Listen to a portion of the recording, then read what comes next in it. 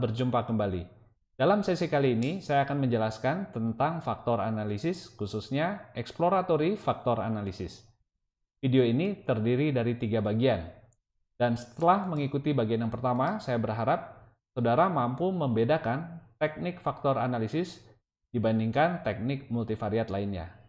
Kedua, Anda bisa membedakan confirmatory dari exploratory faktor analisis.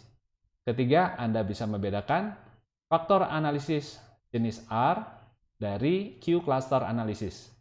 Keempat, mampu menjelaskan perbedaan sebuah teknik yang mirip dengan FA, yaitu Principal Component Analysis atau PCA, perbedaannya dari FA atau faktor analisis.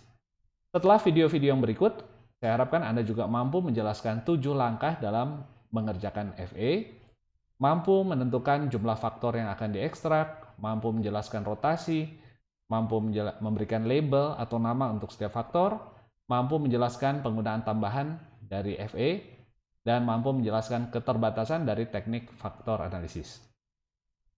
Dalam sesi yang pertama, agenda kita pertama adalah menjelaskan definisi, konsep, dan tujuan dari faktor analisis.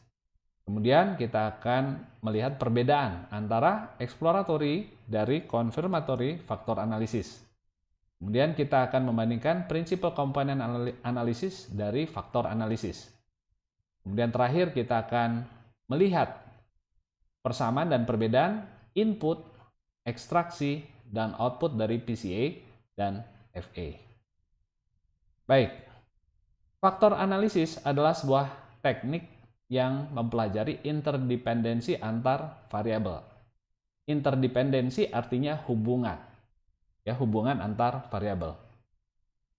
Kalau kita mempelajari banyak variabel atau istilahnya melakukan multivariate analisis, maka ada 2 opsi yang utama. Pertama, kita menggunakan teknik dependence. Teknik dependence artinya ada satu atau beberapa variabel yang tergantung nilainya daripada beberapa variabel lainnya. Contohnya, kita bisa melakukan multiple regression, di mana dalam contoh ini ada satu dependent variable yang nilainya depend atau tergantung dari nilai prediktor x1, x2 sampai xn. x1 sampai xn ini kita sebut prediktor atau dikenal juga sebagai independent variable. Sedangkan y kita sebut dependent variable. Multiple regression biasanya menggunakan variabel kontinu baik untuk y-nya maupun untuk x-nya. Kemudian kita mengenal juga yang disebut logistic regression, di mana dependent variabelnya itu biasanya bersifat categorical, di mana kita hanya punya 2 kelompok. Misalnya kita mau membagi, menentukan apakah sebuah email itu spam atau bukan. Nah, itu hanya ada 2 kelompok. Jadi outputnya hanya 2 kelompok. Hanya ada 2 kategori. Sedangkan prediktornya bisa banyak dan umumnya bersifat metrik Jadi sesuatu yang continuous variable. Kemudian yang ketiga ada yang kita sebut multiple discriminant analysis, di mana outputnya ini bukan 2 tetapi lebih dari 2 dan semuanya bersifat categorical. Jadi kalau outputnya lebih dari 2, itu kita menggunakan multiple discriminant analysis. Kemudian ada structural equation modeling, di mana kita punya model struktural, di mana ada beberapa latent variable yang nilainya tergantung atau depends on dari beberapa variabel latent lainnya. Jadi mirip dengan regresi, tetapi yang kita lihat adalah hubungan antar faktor atau antar variabel laten, sesuatu yang tidak bisa diukur secara langsung, itu yang kita sebut dengan laten. Jadi dalam seluruh kategori dependence ini selalu ada yang kita sebut dependent variable dan selalu ada prediktornya, ada independent variabelnya yang akan mempengaruhi nilai dari dependent variable.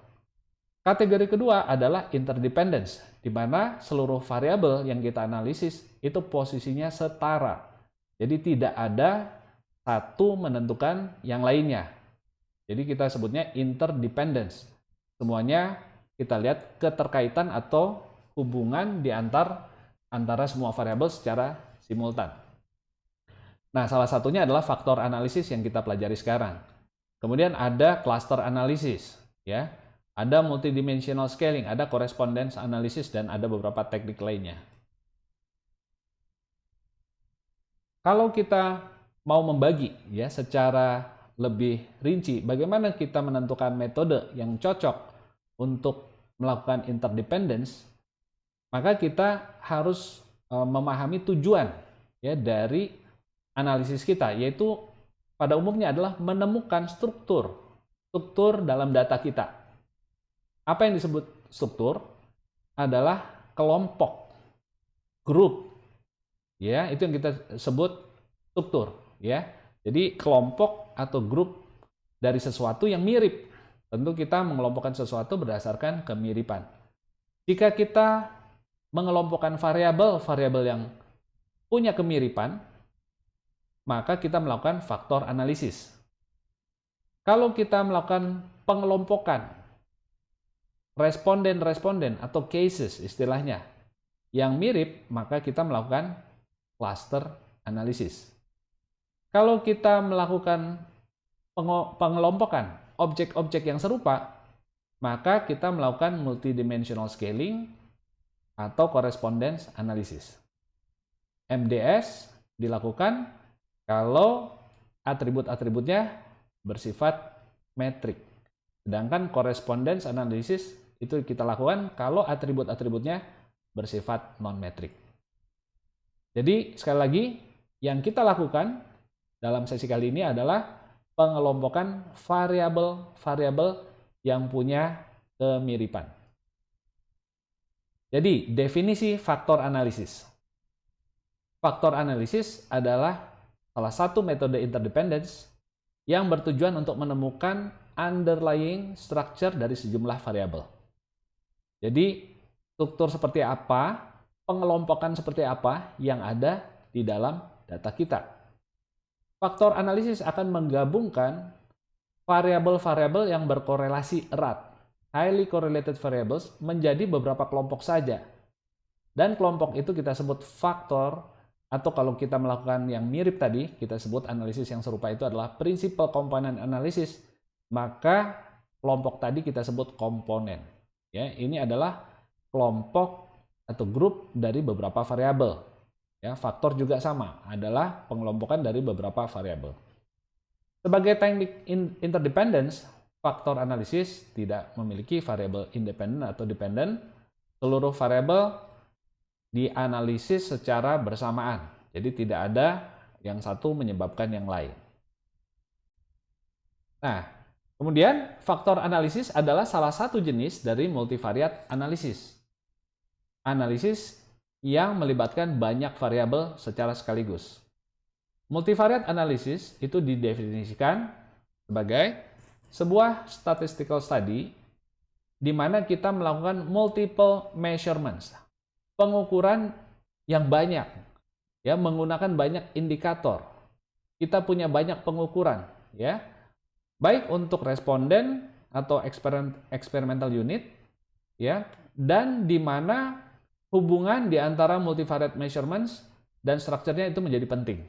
Ya, jadi kita mau melihat hubungan di antara banyak pengukuran tadi. Ya, contoh pengukuran yang multiple measurements adalah kuesioner, di mana Anda mungkin tidak menggunakan 1-2 pertanyaan, tapi dalam contoh ini 20 pertanyaan.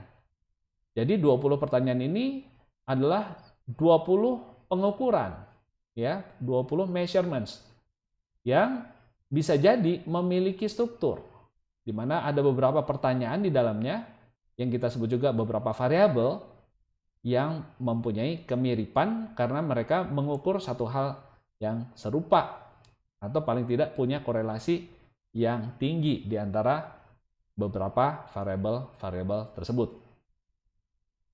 Faktor analisis adalah salah satu jenis multivariate. Sekarang kita mau mengerti kata variat.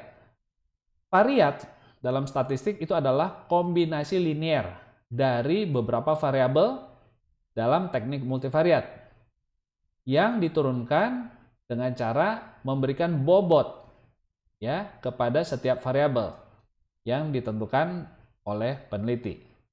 Contoh, kalau kita punya model linear regression di mana kita punya satu dependent variable, lalu kita punya kombinasi linear dari beberapa faktor ini, beberapa variabel ini maksudnya, B1 kali X1, B2 kali X2, dan seterusnya, maka yang di sebelah kanan ini, sisi di sebelah kanan ini kita sebut variat. Jadi intinya variat itu adalah kombinasi linear. Jadi kita memiliki banyak variabel dan semuanya punya bobot, dan hubungannya ini semua linear. Jadi tidak ada X1 kuadrat, X2 pangkat 3, itu tidak ada. Semuanya linear dan itu dikombinasikan dalam melalui sebuah pembobotan. Itu yang kita sebut dengan variat. Ada dua alasan mengapa kita mengukur sesuatu dengan multiple measurements. Kita mengukur sesuatu tidak dengan satu pertanyaan saja. Alasan pertama adalah untuk meningkatkan akurasi. Bayangkan kalau Anda sakit lalu menggunakan hanya satu termometer, ya kelihatannya ini suhu badannya naik, tinggi gitu. Tetapi Anda mungkin belum yakin. Dengan 2 atau 3 termometer, mungkin digital, mungkin juga dengan yang secara manual, air raksa, ya, kemudian dengan infrared, ketika Anda melihat hasil pengukuran dengan multiple measurements, semuanya menunjukkan suhu badan sedang tinggi, Anda akan lebih yakin bahwa pengukuran Anda itu lebih akurat. Akurasi dalam statistik diukur dengan validitas dan reliabilitas. Nanti kita akan jelaskan apa bedanya. Jadi itu alasannya kenapa Anda mengukur sesuatu dengan multiple measurement. Alasan yang kedua adalah adanya variabel-variabel yang bersifat laten. Variabel laten ini adalah variabel yang tidak bisa diukur secara langsung. Misalnya Anda sedang meneliti pengaruh daya juang terhadap kinerja perusahaan. Nah, daya juang itu atau entrepreneurship ya, kewirausahaan misalnya, terhadap kinerja perusahaan itu tidak punya ukuran tertentu, tidak bisa diukur secara langsung. Tapi bisa dideteksi, ada orang yang punya kewirausahaan yang lemah, ada yang sangat kuat, ya itu bisa kita rasakan. Kita tahu itu ada yang disebut kewirausahaan, semangat kewirausahaan itu ada. Tetapi bagaimana mengukurnya? Tidak ada satu ukuran yang bisa menggambarkan kewirausahaan secara tepat, secara utuh. Jadi bagaimana caranya? Kita menggunakan beberapa variabel, ya, misalnya beberapa pertanyaan, ya, untuk mengukur misalnya seberapa kuat kewirausahaan seseorang. Kita bisa bertanya, berapa ide baru yang Anda luncurkan? Ya, apakah Anda punya target penjualan produk baru untuk tahun depan? Apakah Anda berani mengambil risiko? Apakah Anda ingin mencoba hal-hal yang baru? Apakah Anda suka menjual sesuatu? Nah, itu ada beberapa indikator yang bisa menggambarkan kewirausahaan seseorang. Ya, jadi itu yang disebut variabel laten. Kembali kepada akurasi, ya, yaitu validitas dan reliabilitas, saya akan menjelaskan dengan gambar saja sehingga lebih mudah. Dalam gambar ini ada 4 sasaran, ya, dan kita akan melihat bagaimana pengukuran kita yang digambarkan dengan hasil tembakan di sini, ya, kemana dia, sejauh mana tersebar dan ke arah mana tembakan itu, sasaran kita itu mengenai sasaran atau tidak. Nah, kalau kita lihat di gambar pertama, ini beberapa pengukuran kita itu mengumpul. Artinya pertanyaan-pertanyaan kita itu konsisten, jawabannya hampir sama, ya. Dekat satu dengan yang lain, tidak tersebar. Namun sayangnya dia tidak mengenai sasaran. Nah, hal ini kita sebut dia reliable. Ya, jadi kalau kita punya banyak pertanyaan satu dengan lain ini cukup konsisten, jadi punya high reliability. Ya, kehandalannya tinggi. Jadi kalau kita nembak di sini ya dia kena sasaran, tapi sasarannya kebetulan tidak tepat, jadi tidak valid. Ya, jadi kalau kena sasaran di tengah baru kita sebut valid. Dia mengukur apa yang kita ingin ukur, itu yang kita sebut valid. Kalau reliable artinya dia memberikan hasil yang konsisten. Sekali lagi ya, validitas artinya pengukuran kita mengukur apa yang ingin kita ukur. Kita ingin menembak di sini ya jangan ke sana arahnya. Reliability artinya konsisten. Ya, kalau kita nembak di sekitar sini ya hasilnya jangan sampai ada di sini atau di sini atau di luar gitu ya. Yang kedua, ini kita lihat adalah contoh pengukuran yang valid tetapi tidak reliable. Kalau dilihat ini memang tengah-tengahnya betul ya, sesuai arahnya memang kena sasaran. Sayangnya pengukuran satu dengan yang lain ini tersebar ya. Kalau dilihat ini kita hasil menembak, tembakan ini tersebar kemana-mana ya, tidak mengumpul di tengah. Jadi ini memang valid karena dia kurang lebih ada di center ya sasaran kita. Sayangnya pengukuran kita tersebar. Nah, kalau contoh yang ketiga ini tidak valid karena ini agak terlalu ke atas sasarannya dan tidak reliable juga karena tersebar. Nah, yang kita inginkan adalah yang keempat, di mana pengukuran kita itu konsisten, ya, jadi tidak nyebar-nyebar, hasilnya semua mirip dan mengenai sasaran, mengukur apa yang kita ingin ukur, yaitu valid. Itu yang kita sebut dengan valid. Jadi itulah alasan kenapa kita menggunakan multiple measurement. Alasan kedua tadi adalah laten. Ya, laten itu artinya variabel yang tidak bisa diukur secara langsung. Ya, dan kita mengukurnya lewat yang kita sebut observed variables atau indikator yang dapat diobservasi. Ya, contoh, inovasi akan mempengaruhi kinerja perusahaan. Tadi saya berikan contoh kewirausahaan. Inovasi, apakah ada ukuran inovasi secara langsung? Tidak ada. Ya, itu adalah sebuah variabel laten. Dalam pemodelan statistik, biasanya laten digambarkan dengan lingkaran seperti ini, lingkaran oval. Firm performance, kinerja perusahaan juga tidak ada ukuran bakunya. Berbeda dengan tinggi badan yang semua orang sudah tahu, ya, mungkin satuannya sentimeter. Ya, kinerja perusahaan ini bisa bermacam-macam ya. Apakah jumlah produk baru yang diluncurkan, keuntungannya, salesnya, dan macam-macam. Jadi bisa ada banyak pengukuran kinerja perusahaan. Nah, panah di sini menunjukkan bahwa inovasi mempengaruhi kinerja perusahaan. Ya, panahnya dari kiri ke kanan, berarti yang sini mempengaruhi yang kanan, gitu ya. Nah, jadi bagaimana kalau kita mau melakukan penelitian tentang hal ini? Apakah betul inovasi mempengaruhi kinerja perusahaan? Caranya adalah kita harus mampu menciptakan pengukuran untuk kedua variabel tadi. Kedua variabel ini disebut laten, tidak punya pengukuran secara langsung.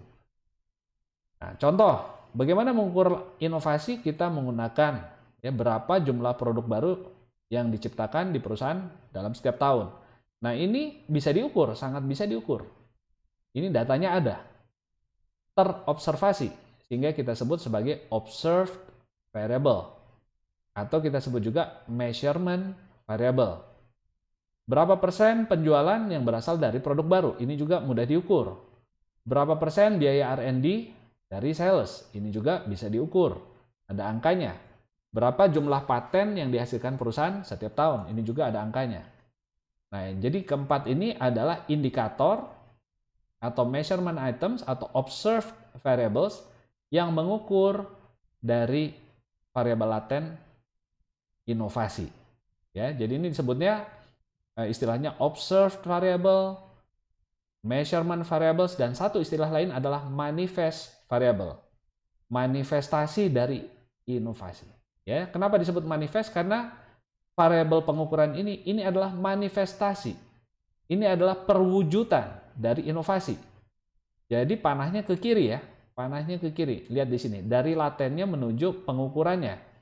Karena inilah yang kita sedang ukur, inovasi itu. Dia akan diwujudkan, dia akan termanifestasi, akan tampak dari hal-hal yang di kiri ini. Itu sebabnya kita sebut yang di kiri ini, selain disebut measurement variable, disebut juga manifest variables. Mereka ini, empat ini adalah manifestasi dari variabel laten tersebut. Nah, dalam contoh ini, kita bisa menggunakan market share untuk firm performance, pertumbuhan sales, profitabilitas, valuasi perusahaan. Nah, ini adalah hal-hal yang semua bisa diukur, yaitu yang kita sebut observed measurement atau manifest variable. Nah, dalam statistik simbolnya menggunakan kotak persegi panjang. Itu artinya sesuatu yang ada ukurannya. Sedangkan laten seperti ini tidak bisa diukur secara langsung. Ini sekedar simbol ya. Dan Anda perhatikan sekali lagi untuk kinerja perusahaan panahnya ke kanan ya. Dari latennya menuju manifestasinya. Dari laten menuju observe variable-nya. Demikian. Ketika kita mengumpulkan data ya menggunakan multiple variable, pada akhirnya kita akan membuat tabel. Kita akan mencatat ya hasil respon yang kita dapatkan, data yang kita dapatkan dalam sebuah table atau tabel seperti ini. Kalau kita punya contoh tadi seperti sebelumnya kita menggunakan kuesioner, katakan kita punya 20 pertanyaan, maka masing-masing pertanyaan itu kita sebut variabel. Variabel ya, dan variabel itu biasanya dicatat dalam bentuk kolom. X1 contohnya ini mungkin pertanyaan nomor 1. X2 sebagai simbol ini untuk pertanyaan nomor 2. Dan seterusnya sampai pertanyaan nomor 20. Ya, ini berarti variabel nomor 1 ini adalah jawaban untuk banyak responden. Ya, untuk pertanyaan nomor 1. Jawaban untuk pertanyaan nomor 2 untuk seluruh responden dicatat dalam kolom ini. Kemudian jawaban dari setiap responden yang menjawab 20 pertanyaan tadi itu ditulis dalam satu baris yang sama. Itu kita sebutnya case. Jadi responden dalam analisis ke depan ya multivariate itu disebut juga case. Ya, jadi case 1, case 2, kalau kita punya 100 responden yang menjawab kuesioner, maka kita punya 100 baris. Jawaban masing-masing responden itu dicatat dalam satu baris. Jadi kalau kita punya 20 pertanyaan dan kita punya 100 responden, maka kita akan punya 100 baris dan 20 kolom.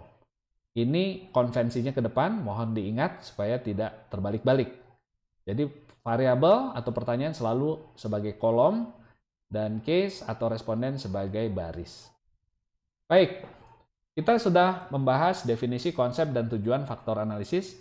Sekarang kita membedakan ya antara exploratory dari confirmatory faktor analisis.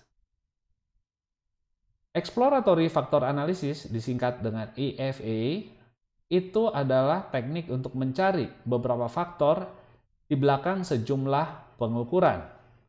Contoh di sini kita punya 9, 1, 2, 3, 4, 5, 6, 7, 8, 9 pengukuran. Exploratory factor analysis atau FA ini ingin menjawab, yaitu adalah sebuah analisis untuk menjawab pertanyaan berikut. Ada berapakah faktor atau laten yang dapat menjelaskan sejumlah variabel pengukuran ini? Ini bisa dikelompokkan jadi berapa kelompok yang mirip. Artinya jumlah faktornya kita belum tahu. Karena di sini bertanya ada berapa. Jumlah faktor belum diketahui.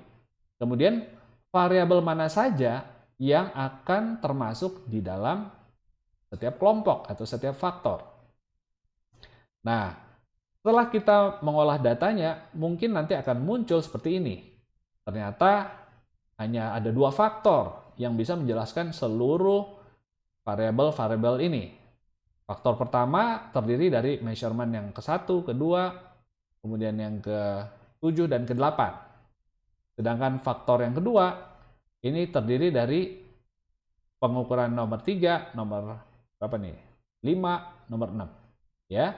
Jadi kita bisa melihat bahwa variabel pengukuran ini nanti akan mengelompok di dalam beberapa faktor. Ya, berdasarkan korelasi ya. Jadi keterkaitan. Tentu kita mengelompokkan variabel-variabel yang punya keterkaitan yang tinggi. Nah, kemudian bisa saja lebih dari 2 faktor, bisa 3 atau 4 faktor. Tapi pada intinya, pada saat kita melakukan exploratory faktor analisis, kita sedang menjajaki, sedang melakukan eksplorasi. Jadi belum tahu ada berapa faktor yang ada di dalam data kita. Nah, contoh kalau kita melakukan faktor analisis dengan kuesioner yang terdiri dari 6 pertanyaan.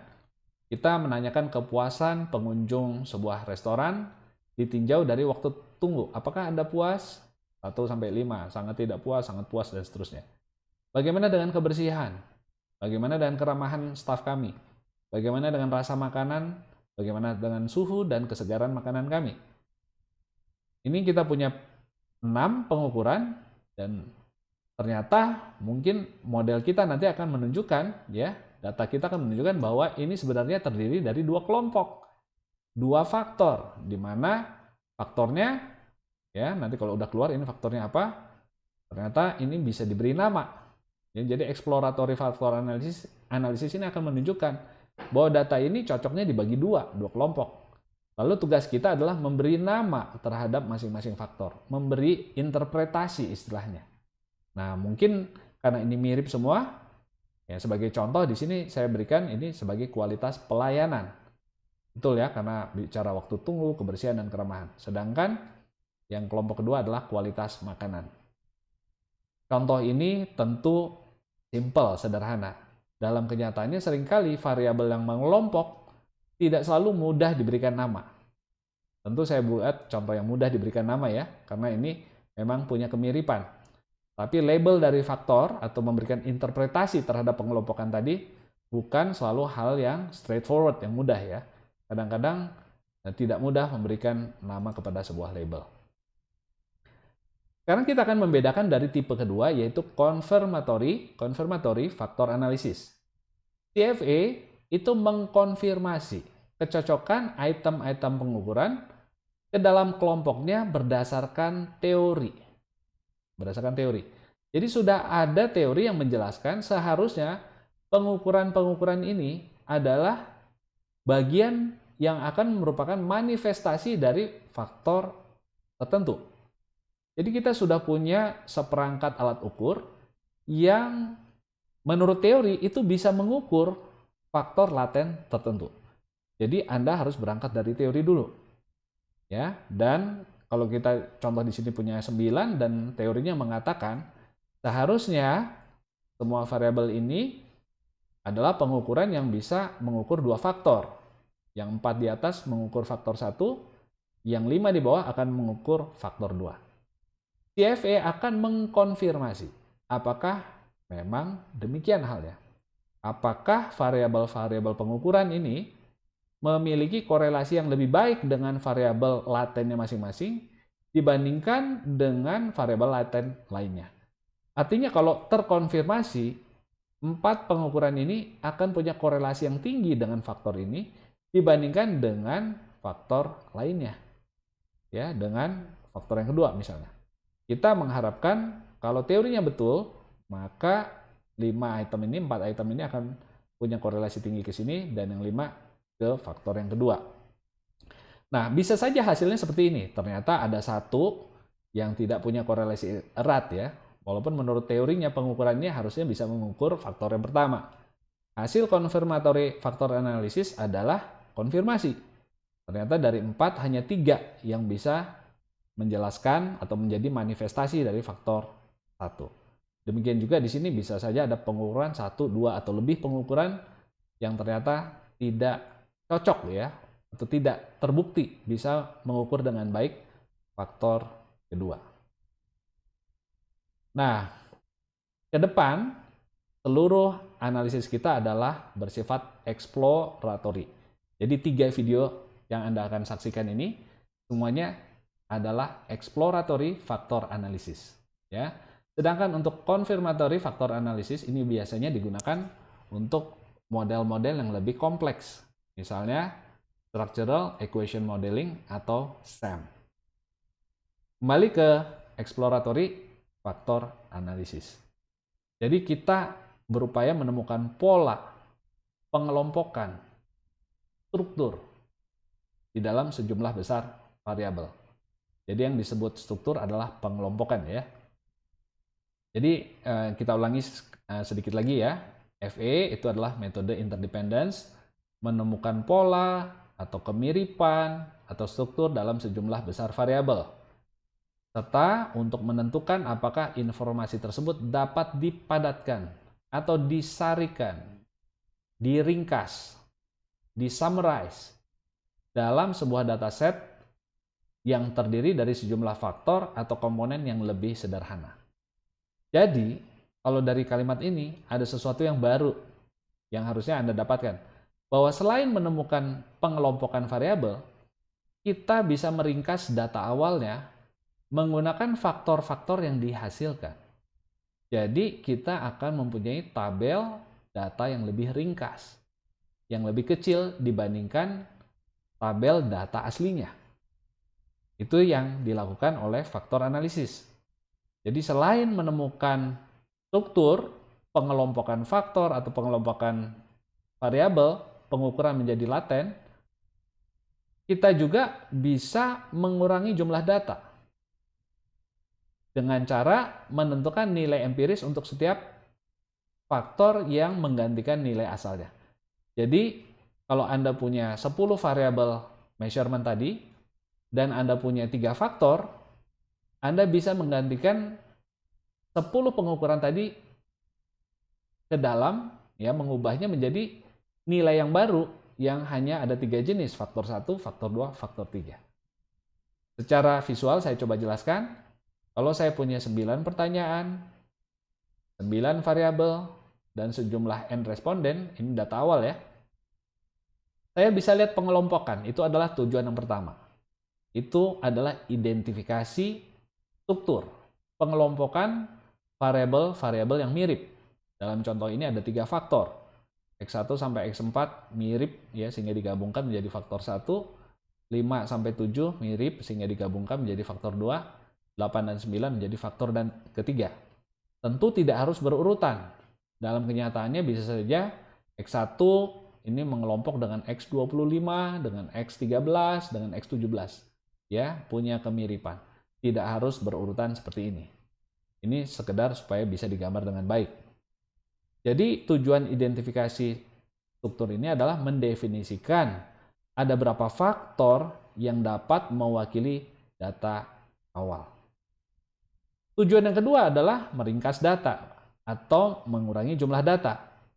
Kalau di sini kita punya 3 faktor, maka kita bisa membuat tabel baru yang terdiri dari sejumlah responden yang sama, K1 sampai N, tetapi kolomnya hanya ada 3, yaitu faktor 1, faktor 2, dan faktor 3. Nilai dari faktor 1 ini ditentukan dari 4 anggotanya. Nilai faktor yang kedua juga ditentukan dari 3 anggotanya. Nilai faktor yang ketiga terdiri dari 2 anggotanya. Sehingga kita mentransformasi 4 angka ini menjadi 1 angka saja di sini. Ya, 3 ini menjadi 1 angka di sini. Dengan demikian, kita bisa mendapatkan informasi yang hampir sama, ya, hampir sama dengan tabel awalnya, tetapi dalam bentuk yang lebih ringkas. Ya, karena kita hanya punya 3 kolom, bukan lagi 9 kolom seperti ini. Nah, bayangkan kalau Anda punya 100 pertanyaan, 100 kolom yang bisa dikelompokkan menjadi 4 faktor atau 5 faktor saja. Hal tersebut akan menyebabkan berkurangnya ya jumlah data Anda secara signifikan. Dari punya 100 kolom menjadi hanya punya 4 kolom saja. Baik ya, jadi kita sudah membahas bedanya exploratory dari confirmatory, dan kita sudah tahu bahwa tujuan exploratory faktor analisis ada 2. Satu, melihat strukturnya, dan kedua bisa meringkas data. Nah, kemudian ada satu jenis faktor analisis yang agak berbeda dan punya kembaran ya di dalam teknik multivariat lainnya. Nah, yang agak berbeda tadi adalah yang kita sebut R-type faktor analisis, tipe R. Ya, jadi analisis faktor yang tipe R. Ternyata ini mirip sekali dengan cluster analisis tipe Q. Kalau tadi di depan Anda lihat ya, cluster analisis itu adalah teknik untuk mengelompokkan responden. Sedangkan faktor analisis adalah untuk mengelompokkan variabel. Nah, sekarang Anda bisa lihat di sini bahwa sebenarnya teknik yang kita gunakan untuk mengelompokkan variabel, ya, teknik analisisnya, tentu bisa juga diterapkan untuk mengelompokkan responden yang mirip. Ya, tentu mungkin ini kita transformasi ya. Tabel ini kalau Anda bayangkan kita transpose, kita balik ya. Respondennya ke kanan, variabelnya ke bawah. Kan bisa saja ya. Jadi kalau kita lakukan seperti itu, di mana responden ke kanan dan variabel ke bawah, ini artinya apa? kita akan mengelompokkan responden menggunakan teknik faktor analisis tadi. Ya, kita akan mengelompokkan responden, bukan mengelompokkan variabel. Nah, teknik semacam itu kita sebut R-type faktor analisis. Nah, perbedaannya apa dengan cluster analisis yang tadi? Dengan teknik yang memang sudah diciptakan khusus untuk mengelompokkan responden. Ya, sedangkan ini kita mentranspos ya, baris menjadi kolom, kolom menjadi baris, lalu kita kelompokkan respondennya juga. Jadi tipe R ini dengan cluster ini bedanya di mana? Saya akan berikan ilustrasi supaya Anda bisa melihat ya. Contoh, kita punya 3 pertanyaan, 3 variabel, 1, 2, dan 3. V1, V2, V3, dan punya 4 responden. Responden A menjawab 7, 7, 8. 7 untuk pertanyaan 1, 7 untuk pertanyaan 2, dan 8 untuk pertanyaan 3. Dan seterusnya. Kalau kita petakan di dalam chart ya, ini jawaban untuk pertanyaan 1, jawaban untuk pertanyaan 2, jawaban untuk pertanyaan 3, dan ini respon mereka. Gitu ya. Jadi si A ini memberikan nilai 7 untuk pertanyaan 1, 7 untuk yang kedua, dan 8 untuk pertanyaan 3. Si B memberikan 866, 866. Si C 223, 223. Si D 311. Nah, Anda lihat kalau kita menggunakan R faktor analisis, di mana kita tadi mentranspos ya baris ke kolom, kolom ke baris dengan tujuan untuk mengelompokkan responden, tipe ini akan mengelompokkan A dan C. A dan C ini menjadi satu grup. Kenapa? Karena korelasinya mirip. Dua-duanya menjawab di agak kecil di pertanyaan 1 dan 2, tapi pertanyaan ketiganya tinggi. Polanya mirip. Ya, polanya mirip, korelasinya mirip antara A dengan C. Itulah yang dilakukan dengan R-type. Ya, dan B dan D ini juga mirip. Pertanyaan satunya tinggi, pertanyaan 2 dan 3 sama-sama di bawah. Nah, itu B. D juga begitu ya. Tinggi, rendah, rendah. Jadi B dan D akan dikelompokkan jadi satu grup, A dan C jadi satu grup. Itu kalau kita menggunakan R-type faktor analisis. Sedangkan cluster analisis ini akan berbasis distance atau jarak. Ya, berdasarkan jarak. Jadi dia akan mengelompokkan A dan B yang jawabannya sama-sama tinggi nih. Ya, jadi ini jaraknya jauh dari 0 ya. Nah, jadi di atas sana. Sedangkan yang 2 C dan D ini jawabannya sama-sama rendah. Ini akan dikelompokkan jadi satu grup. Nah, itu yang kita sebut cluster analisis. Dia berbasis distance. Sedangkan R faktor analisis berdasarkan korelasi jawabannya. Ya, korelasi. Ini correlated ya, B dengan D correlated ya. C dengan A ini correlated. Begitu ya. Jadi kita sudah melihat tujuan dari beberapa tipe analisis R-type dan cluster. Kita akan masuk lebih dalam ke dalam faktor analisis. Saya akan memberikan dulu ilustrasinya. Katakan saya ingin memotret posisi catur ini. Ya, ini papan catur. Nah, saya catat punya banyak opsi nih untuk melihat memotret data ini. Tujuan saya ingin tahu posisi masing-masing ya dengan benar. Tentu ada notasi catur, tapi kita lupakan. Anggap aja kita hanya punya sumbu X yang biru ini dan sumbu Y. Saya bisa catat koordinatnya di mana ya untuk masing-masing ini menggunakan dua sumbu ini nih. Sumbu X horizontal dan sumbu Y vertikal. Itu pilihan saya yang pertama. Saya bisa lihat dari atas, oh ini seperti ini. Tapi saya juga bisa memotretnya melihat dari sisi lain. Dari sisi lain. Saya ingin melihat yang paling jelas posisi masing-masing itu di mana. Nah, kalau saya berdiri dari sisi sudut sini melihat ke seperti arah merah ini, panah merah, saya akan melihat dari samping sepanjang sumbu kuning ini. Nah, yang di sini ya.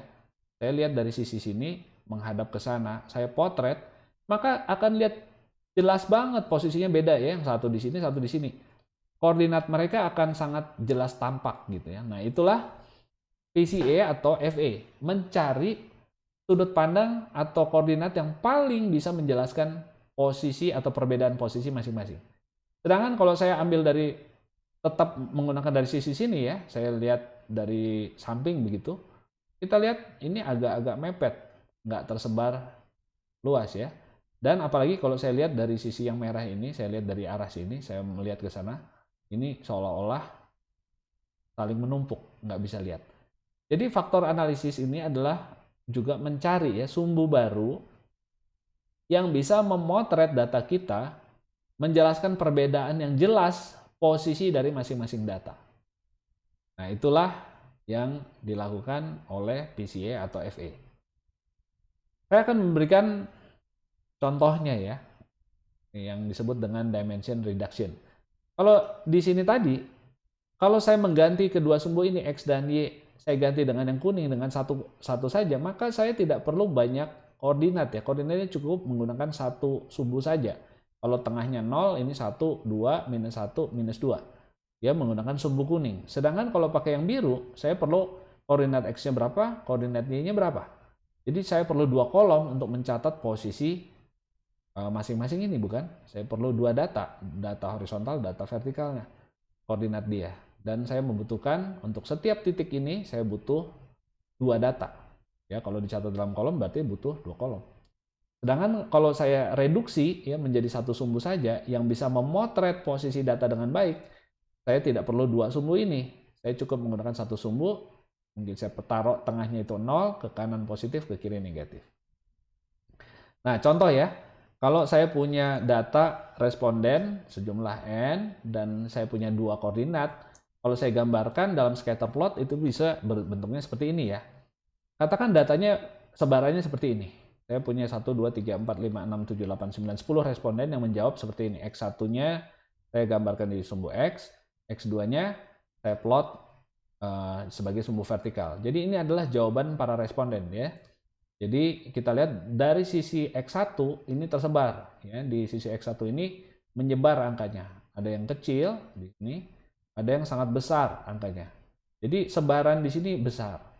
Sedangkan kalau kita lihat di sisi vertikal X2 ini sebarannya sempit ya.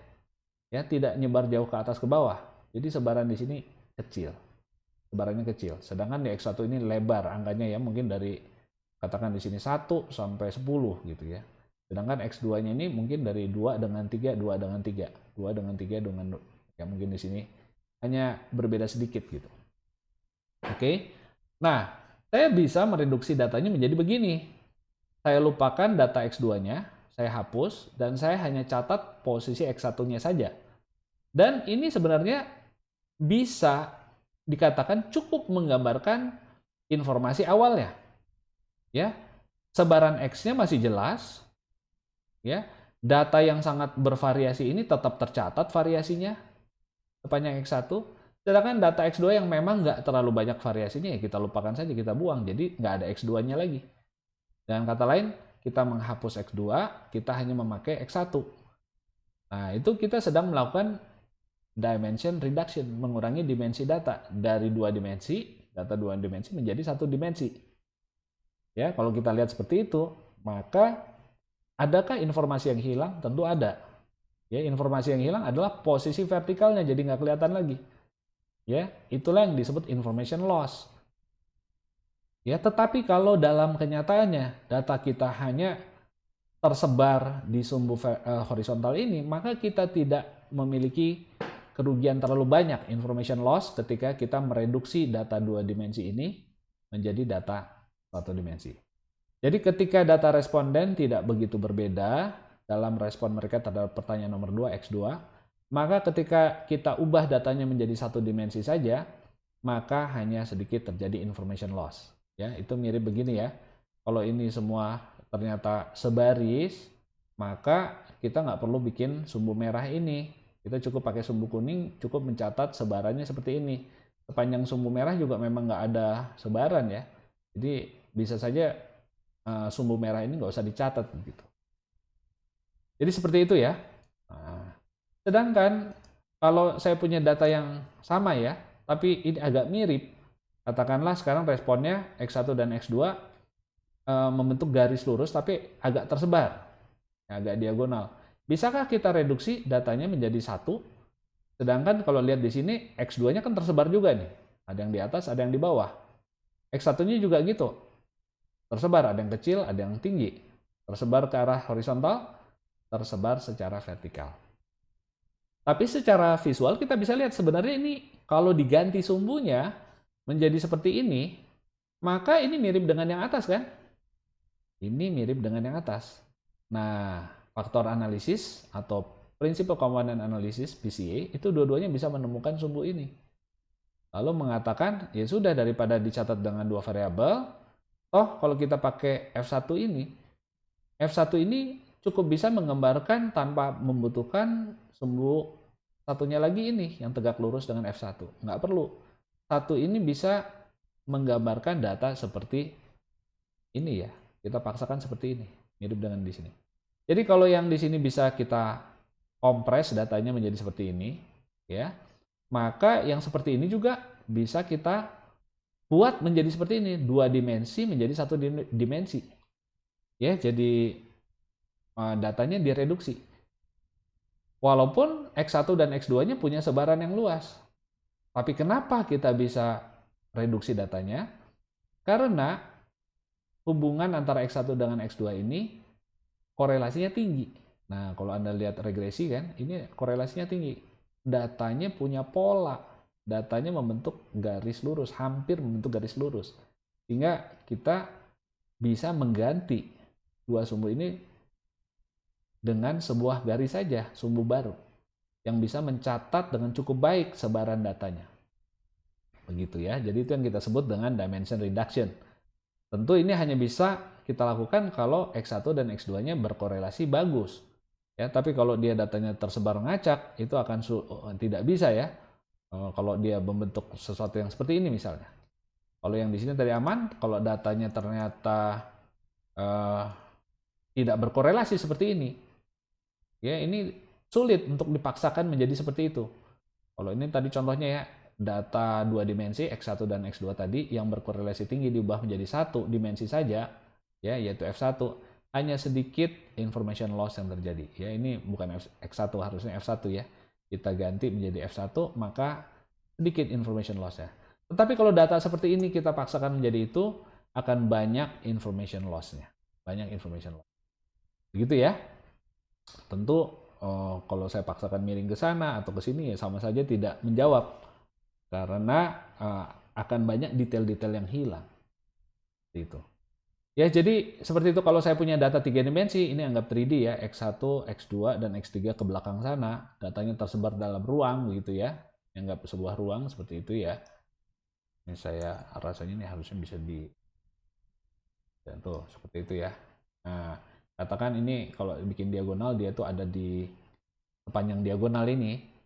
Maka karena dia semua datanya ada di bawah, ya saya bisa mapping datanya menjadi seperti ini.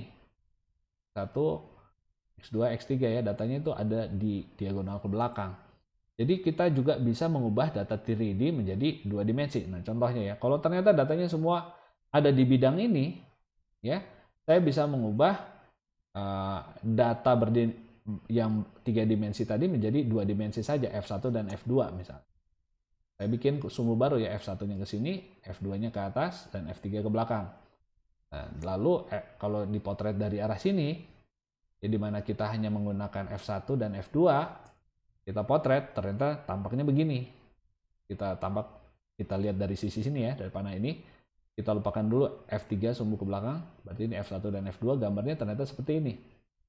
Datanya menyebar di sini. Kenapa? Karena datanya memang ada di sekitar bidang ini.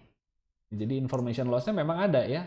Di sepanjang F3, kalau kita nggak catat datanya, sumbu F3 ini akan hilang detailnya.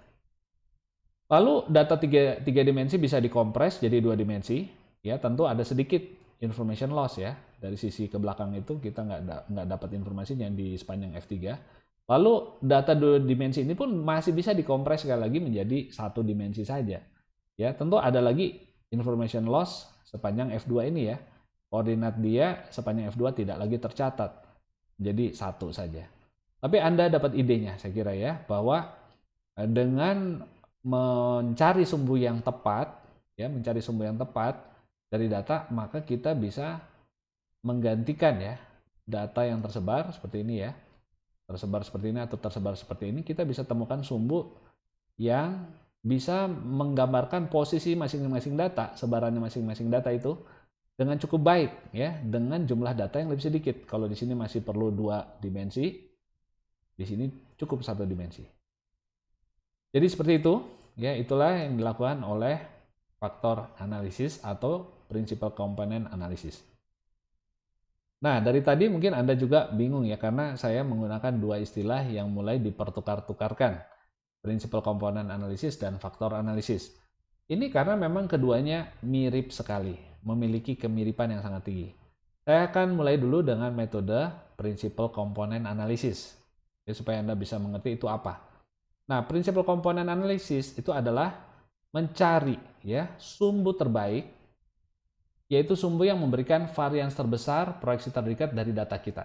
Jadi kalau kita punya data yang tersebar seperti ini, katakan saya punya dua sumbu ya X1 dan X2, datanya tersebar seperti ini, yang kuning ini, maka PCA akan mencari ya sumbu yang bisa mencatat sebaran data yang paling lebar, yang paling besar, atau istilahnya varians yang paling besar ya.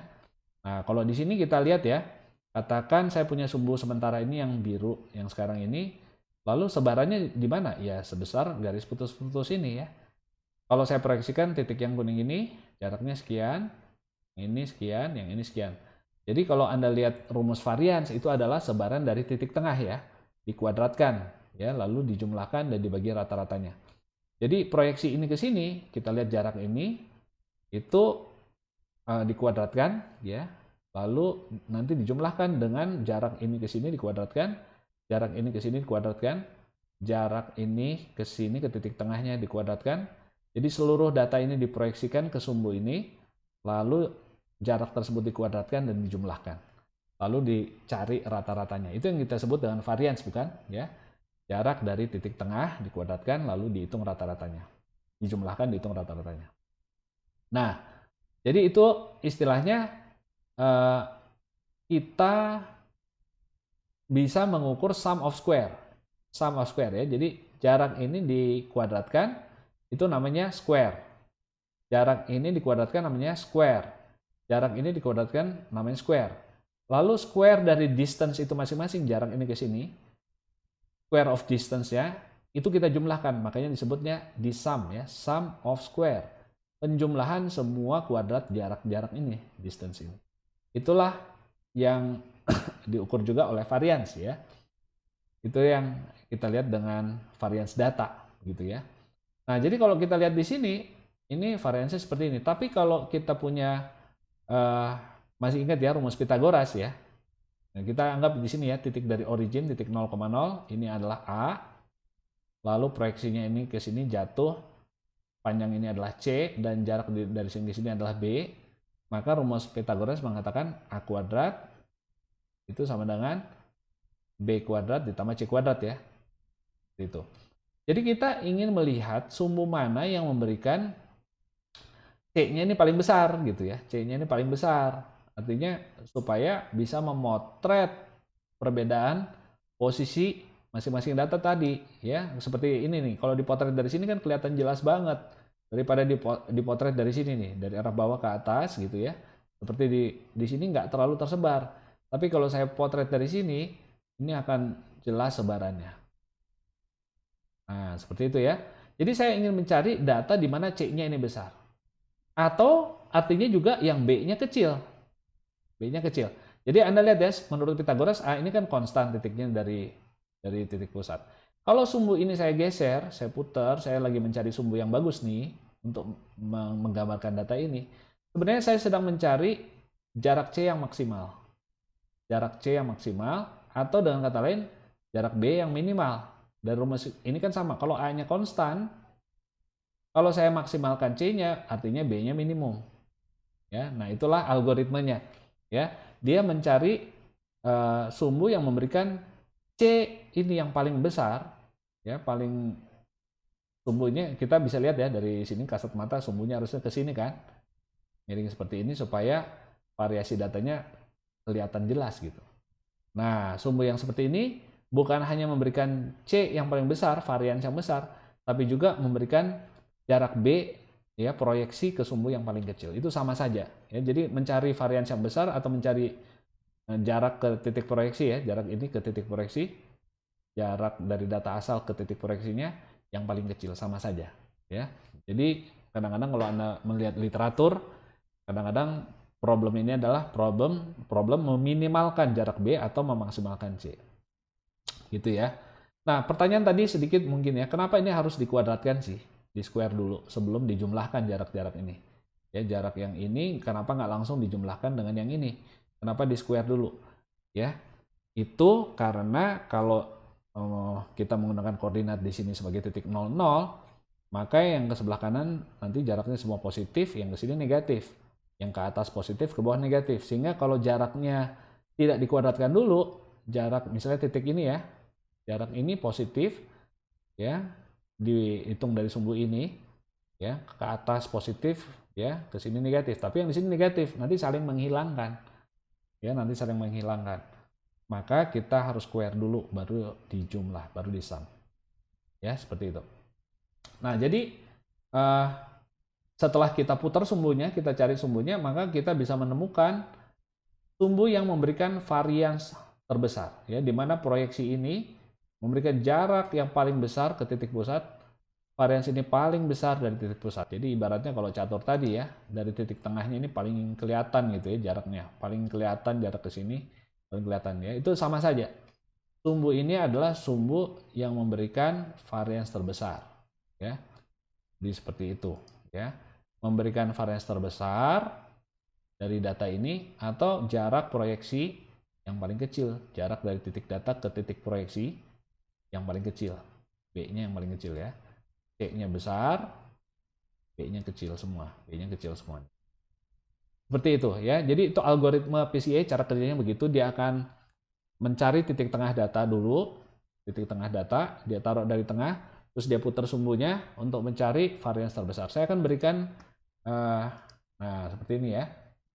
Anda lihat ya, PCA itu akan principal component analysis ya, itu membuat simulasi ya, perhitungan untuk berbagai sumbu ini. Jadi sumbunya dia putar gitu ya. Dia akan lihat di mana sih yang variansnya paling besar, variansnya paling besar.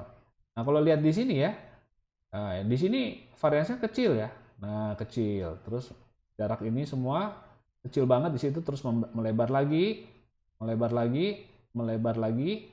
Ya, variansnya itu. Nah, sampai yang maksimum. Kita lihat di sinilah maksimum ya, yang titik pink tadi ya. Titik pink tadi ini yang garisnya beririsan dengan pink. Kita bisa lihat sumbu tersebut memberikan varians terbesar. Ya, varians terbesar. Jadi datanya ketika diproyeksikan ke sumbu itu, kalau kita pakai sumbu itu sebagai sumbu yang baru untuk mencatat koordinat masing-masing data ini, maka sumbu tadi akan memberikan varians yang paling besar. Dia bisa memotret variasi data dengan sangat baik dibandingkan sudut lainnya, gitu ya. Nah, itulah PCA. Contoh kalau di sini sangat kecil ya. Nah, lihat aja jarak antara ujung-ujung ini, ujung sini ke ujung yang satunya ini kecil, variansnya kecil, ini mulai besar, besar, dan ketika di sudut situ kita bisa lihat ya, itulah yang maksimal, proyeksi yang paling besar dari ujung sini ke sana. Atau yang jarak antara titik dengan keproyeksinya paling kecil, sama saja. Ya, ini panjang ya, jaraknya panjang-panjang, dari sini ke sini panjang, dari sini ke panjang, tapi kita lihat yang pendek nanti mana. Secara rata-rata kita bisa lihat ya, pada waktu di pink juga itu jaraknya pendek-pendek. Itu yang kita sebut tadi yang B-nya, ya, B-nya itu kecil ya. Ini kecil ya, dan C-nya ini maksimum. Di sini adalah yang maksimum C-nya, varians data terbesar. Jadi itu PCA ya, itu namanya prosedur PCA. Dia akan, kalau Anda punya data seperti ini ya, data awalnya seperti ini, dia akan pertama cari data centernya dulu, titik tengahnya di mana. Jadi beda sama regresi. Kalau regresi Anda buat dari sini apa adanya, lalu cari garis, ya, cari garis yang memberikan residu atau error paling kecil ya, yang bisa memprediksi. Jadi kalau Anda tahu X1 berapakah X2, itu regresi kan. Anda tahu X1 berapakah X2. Jadi Anda bikin garisnya dari sini, ada intercept-nya, ada slope-nya yang bisa memprediksi X2 kalau Anda tahu X1. Itu kan tadi disebutnya metode dependence, di mana X2-nya tergantung X1. Sekarang ini tidak ada dependensi ya, X1 dan X2 ini tidak ada yang satu menentukan yang lain. Ya, kita hanya melihat pola datanya seperti ini sebarannya. Ya, ini adalah scatter plot. X1 di sini, X2-nya di sana. X1-nya sebesar ini, X2-nya di sana. Jadi dia bukan regresi, dia cari dulu titik tengahnya. Ya, titik tengahnya seperti itu ya. Lihat. Maaf. Ini datanya tadi.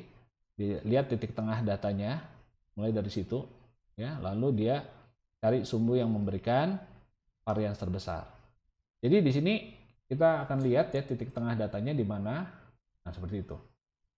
Dia akan kasih lihat ini arah yang memberikan varians terbesar, lalu ada sumbu kedua. Nah, kita akan belajar istilah sedikit. Sumbu yang memberikan varians terbesar ya itu disebutnya eigenvektor yang pertama. Ya, vektor itu adalah besaran yang punya arah. Ya, jadi vektor menunjukkan arah intinya. Sekali lagi ya, vektor adalah besaran yang punya arah. Ya, kalau berat badan 70 kilo itu skalar namanya, tidak punya arah. Tapi kalau kecepatan itu ada arahnya 30 km per jam ke arah timur, itu vektor. Nah, jadi kalau ada arahnya kita sebutnya vektor. Ya. Jadi ini kita sebut eigenvektor yang pertama. Eigenvektor pertama itu adalah sumbu atau arah yang menunjukkan ke arah tersebutlah variasi data yang paling lebar, yang paling tinggi variansnya. Lalu tegak lurus dari situ, tegak lurus dari eigenvektor yang pertama, V1 ini ada V2. Karena biasa kalau kita membuat koordinat baru kan tegak lurus ya. Sumbu pertama yang ini, sumbu keduanya tegak lurus dari situ. Seperti halnya koordinat awal, X1 di sini tegak lurus X2. Nah, itu adalah eigenvektor yang kedua. Nah, eigenvektor kedua ini memberikan varians terbesar kedua setelah varians sepanjang ini. Sekali lagi ya, vektor eigen yang satu ini memberikan varians terbesar, V2-nya memberikan varians kedua terbesar. Loh, memangnya ada berapa Pak? Emang bisa ada 3 atau 4? Ya bisa. Kalau data Anda punya 100, Anda punya 100 sumbu. Ya, atau jangan ngomong 100 deh, Anda punya data 3 dimensi menggunakan X1, X2, X3, kan bisa diganti menjadi sumbu baru. V1, V2, V3. Nah, yang mana yang memberikan varians terbesar itu selalu kita sebut vektor eigen yang pertama. Yang kedua terbesar variasinya itu kita sebut vektor eigen yang kedua. Yang ketiga terbesar vektor eigen yang ketiga, eigenvektor yang ketiga, dan seterusnya. Lalu variansnya ini menggunakan ya sebarannya ini menggunakan lambda. Ini yang kita sebut dengan eigenvalue, ya eigenvalue. Sedangkan jadi lambda yang pertama ini yang maksimum paling besar ya, memberikan varians sepanjang vektor 1. Jadi ini saya ukur dari titik asalnya, proyeksinya ke sini ya, proyeksi kepada sumbu yang memberikan varians terbesar ini sudah ada. Jaraknya dikuadratkan lalu dijumlahkan, itu adalah varians sepanjang sumbu ini. Ya, itu semua dihitung, jarak proyeksinya ke sana. Nah, jaraknya ini kita sebut D misalnya ya. Lalu itu dikuadratkan, dan jumlah dari seluruh D kuadrat ini itu yang kita sebut dengan lambda 1 ya. Itu adalah jumlah lambda 1, yaitu penjumlahan dari titik proyeksi ke origin yang baru ya, ke titik pusatnya ini. Ya, jadi kalau saya punya berapa data? 1, 2, 3, 4, 5, 6, 7, 8, 9, 10 data. Saya buat proyeksinya masing-masing 10. Dan jaraknya dari tengah ini kita sebut D, masing-masing ada D1 sampai D10. Itu saya kuadratkan, saya jumlahkan. Itu adalah lambda 1. Yaitu varians data sepanjang eigenvektor yang pertama. Nah, kemudian saya bisa ukur juga sepanjang yang kedua. Jadi data ini saya akan tarik ke sana ya. Saya akan tarik ke sana, saya proyeksikan ke sana, lalu saya ukur jaraknya kemari. Nah, itu kita bisa mengukur varians yang kedua. Nah, jadi ini panjang ini adalah lambda 1 ya, panjang ini, dan ke sini adalah lambda 2. Jadi data kita ini memiliki sebaran sebesar eigenvalue 1. Ini kita sebutnya lambda 1 itu kita sebutnya eigenvalue 1 di sepanjang eigenvektor 1. Coba Anda pahami ya. Data kita memiliki sebaran sebesar eigenvalue 1 atau varians ya, sebaran itu varians. Varians data sebesar lambda 1 total ini di sumbu eigenvektor V1. Sumbu V1 memiliki eigenvalue atau varians terbesar dari elips ini ya, di sepanjang ini. Data kita juga memiliki sebaran sebesar eigenvalue 2. Ini ngukurnya juga tentu dengan cara yang serupa ya. Data ini diproyeksikan ke sana, lalu diukur D-nya, dikuadratkan. Kemudian data yang ini diproyeksikan ke sumbu eigen yang kedua, ya, lalu diukur jaraknya, dikuadratkan, lalu kita jumlahkan semua. Itu yang kita sebut lambda 2. Jadi data kita memiliki varians atau sebaran sebesar eigenvalue 2, lambda 2, di sumbu eigenvektor V2. Dan ingat V2 ini tegak lurus dari V1. Jadi intinya PCA akan cari dulu V1-nya. Ke arah mana nih? Tentu kalau ada V1 dia langsung tahu ya berapa lambda 1-nya. Karena itu adalah sebenarnya V1 ini ditemukan dengan cara memaksimalkan lambdanya. Dicari dulu lambdanya mana yang memberikan varians paling tinggi ya. Setelah dia tahu oh dari semua kemungkinan sumbu yang ada ternyata ke arah sini nih variansnya yang paling besar, itulah yang kita sebut lambda 1. Dan vektornya, arahnya, sumbunya kita sebut eigenvektor 1. Oke? Jadi vektor 1 dan vektor 2 ini tentu itu adalah kombinasi linear dari X1 dan X2. Intinya kita bisa mentransformasi ya X1 dan X2 ini menjadi sumbu baru ya. Nah, kalau saya punya koordinat di sini, ya koordinat ini contohnya yang bisa dinyatakan dalam X1 dan X2, tentu saya bisa cari formula ya. Kalau saya mau menyatakan dalam bentuk V1 dan V2, ya saya bisa transformasi ya. Apa yang tadinya pakai X1 dan X2 menjadi sekarang pakai sumbu yang baru V1 dan V2.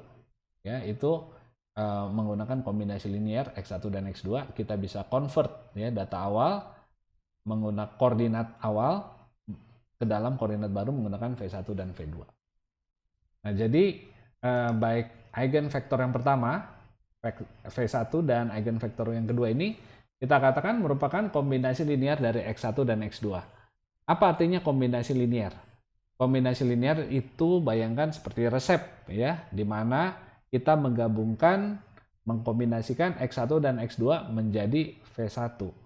Mengkombinasikan X1 dan X2 menjadi V2. Jadi koordinat lama itu yang tadinya X1 dikalikan faktor tertentu ditambah berapa koordinat lama X2 dikalikan bobot tertentu ya untuk menjadi V1. Ya, dan data yang lama X1 dan X2 ini juga bisa menjadi V2 dengan bobot yang berbeda. Nah, pembobotan tersebut bobotnya disebut loading ya. Nah, saya nggak akan masuk ke dalam detail bagaimana menghitung loading. Tapi Anda akan melihat loading ya dari masing-masing variabel lama terhadap prinsipal komponen atau eigenvektor yang dihasilkan. Nah, nama lain dari vektor eigenvektor ini disebut juga prinsipal komponen utama. Ya, jadi P1 eigenvektor 1 itu disebut juga PC1, PC1. P2 eigenvektor yang kedua itu disebutnya PC2 ya, atau prinsipal komponen yang kedua. Nah, bagaimana cara memperoleh sumbu tadi ya, saya nggak akan bahas semua di sini gitu, Anda tinggal pakai software. Tapi intinya ada dua metode ya untuk mencari sumbu yang memberikan varians terbesar tadi atau proyeksi terdekat tadi, itu dengan dua metode. Pertama adalah eigenvalue decomposition, yang kedua singular value decomposition. Kalau Anda tertarik belajar matematikanya atau ingin membuat programnya atau ingin melihat mekanismenya, ini ada banyak referensi di internet ya. Kalau di eigenvalue decomposition, metode yang untuk mencari vektor eigenvektor dan eigenvalue tadi, ya itu rumusnya seperti ini ya. Kita menggunakan inputnya matriks covariance. Ya, kita harus dari data yang ada kita menghitung dulu matriks covariance. Itu akan dipecah menjadi 3 komponen atau 2 sebenarnya ya, yaitu eigenvektor dikalikan eigenvalue. Ya, eigenvektor dikalikan eigenvalue dikalikan eigenvektor transpose. Ini rumusnya ya, dan Anda bisa pecah ya setelah Anda punya matriks covariance ini bisa dipecah jadi dua faktor ya. Berapa eigenvektornya dan berapa eigenvalue-nya. Itu menggunakan eigenvalue decomposition. Sedangkan singular value decomposition Anda menggunakan data awal. Jadi bukan matriks covariance ya. Data di koordinat awal menggunakan koordinat awal yang dipecah menjadi tiga komponen matriks ya. Yang disebut singular value decomposition. Nah, sekali lagi Anda tidak perlu menguasai betul ya, ini apa yang disebut eigenvalue decomposition, singular value decomposition. Ini semua bekerja di belakang layar, Anda nggak akan lihat ya cara kerjanya, tahu-tahu udah ada outputnya. Tapi sebagian dari Anda mungkin penasaran ya, dia pakai metode apa? Jadi saya jelaskan ya, metodenya ada eigenvalue decomposition dan singular value decomposition. Bedanya apa?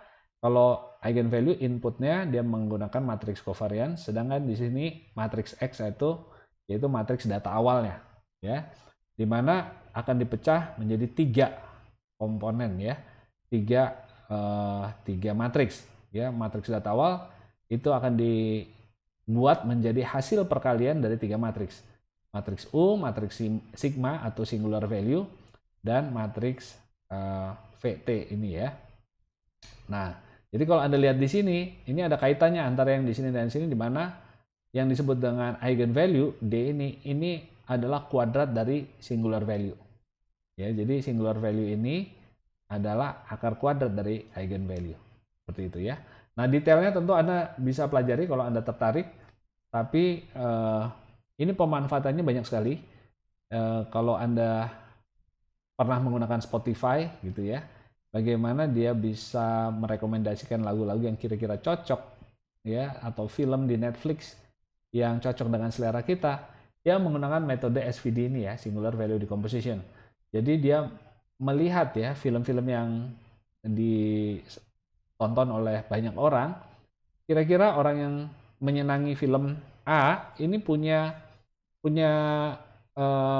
faktor penilaiannya apa. Jadi dia melihat berapa komponen utama atau faktor utama yang menyebabkan orang menyukai film-film tertentu. Jadi bisa genrenya, bisa bintang filmnya, bisa macam-macam ya, bisa sutradaranya, bisa apakah itu musiknya dibuat oleh siapa, dan kita nggak bisa tahu apa yang mengelompokkan faktor apa yang digunakan oleh seseorang dalam menyukai sebuah film. Tapi yang pasti ketika dia suka film judul A, ternyata dia suka juga judul B. Nah, metode SVD ini akan mencari faktornya itu apa ya, dan mungkin belum tentu bisa diberi nama, tetapi yang pasti dia bisa dipakai untuk melakukan prediksi ya, bahwa orang yang menyukai lagu atau film tertentu ini juga akan menyukai yang tipe sejenis, walaupun kita tidak tahu ya komponennya itu apa, kriterianya itu apa. Nah, itu secara singkat ya betapa luasnya penggunaan dari metode eigenvalue decomposition maupun singular value decomposition. Baik, selanjutnya kita akan mengulang sedikit tentang covariance, korelasi, dan explain variance. Kenapa? Karena memang dalam PCA kita akan melihat ya, apalagi dalam membedakannya dengan faktor analisis, kita harus betul-betul memahami konsep apa itu covariance, korelasi, dan explain variance. Nah, kita akan review sedikit ya rumus-rumus yang mungkin Anda sudah pernah pelajari sebelumnya. Variance adalah rata-rata sebaran data dari titik tengahnya, dari rata-ratanya. Jadi rumusnya adalah penjumlahan dari jarak setiap data dari titik tengah XI dikurangi rata-rata X bar, dikuadratkan supaya tidak saling menghilangkan dengan yang jaraknya negatif, dijumlahkan lalu dibagi jumlah data kurang 1. Itu yang kita sebut variance. Simbolnya adalah sigma X, sigma kuadrat dari X ya, sigma kuadrat dari X. Itu adalah variance.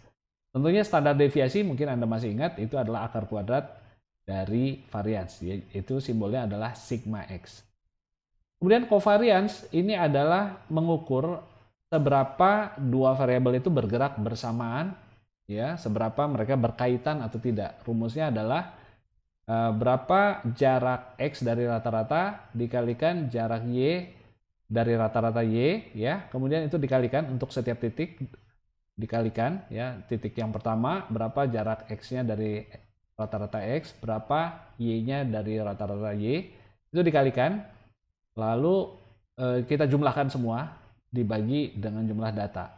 Jadi ini rata-rata dari perkalian ya, masing-masing variabel dari titik tengahnya. Nah, perhatikan ini adalah scale sensitif ya, jadi sangat tergantung kepada skala. Ya, jadi misalnya ini kita pakai tinggi badan ya, tinggi badan itu satuannya cm, di sini katakan satuannya kilogram berat badan. Ya, kita sedang melihat covariance dari tinggi badan dan dengan berat badan. Di sininya cm, di sininya kilogram.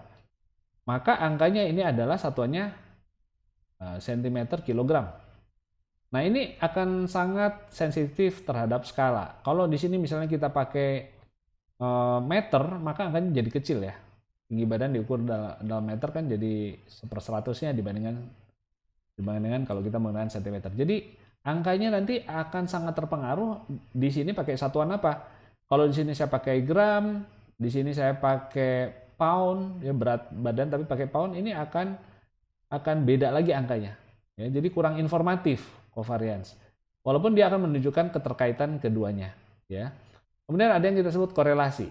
Korelasi itu adalah standardized covariance. Ya, jadi standar covariance yang distandarisasi.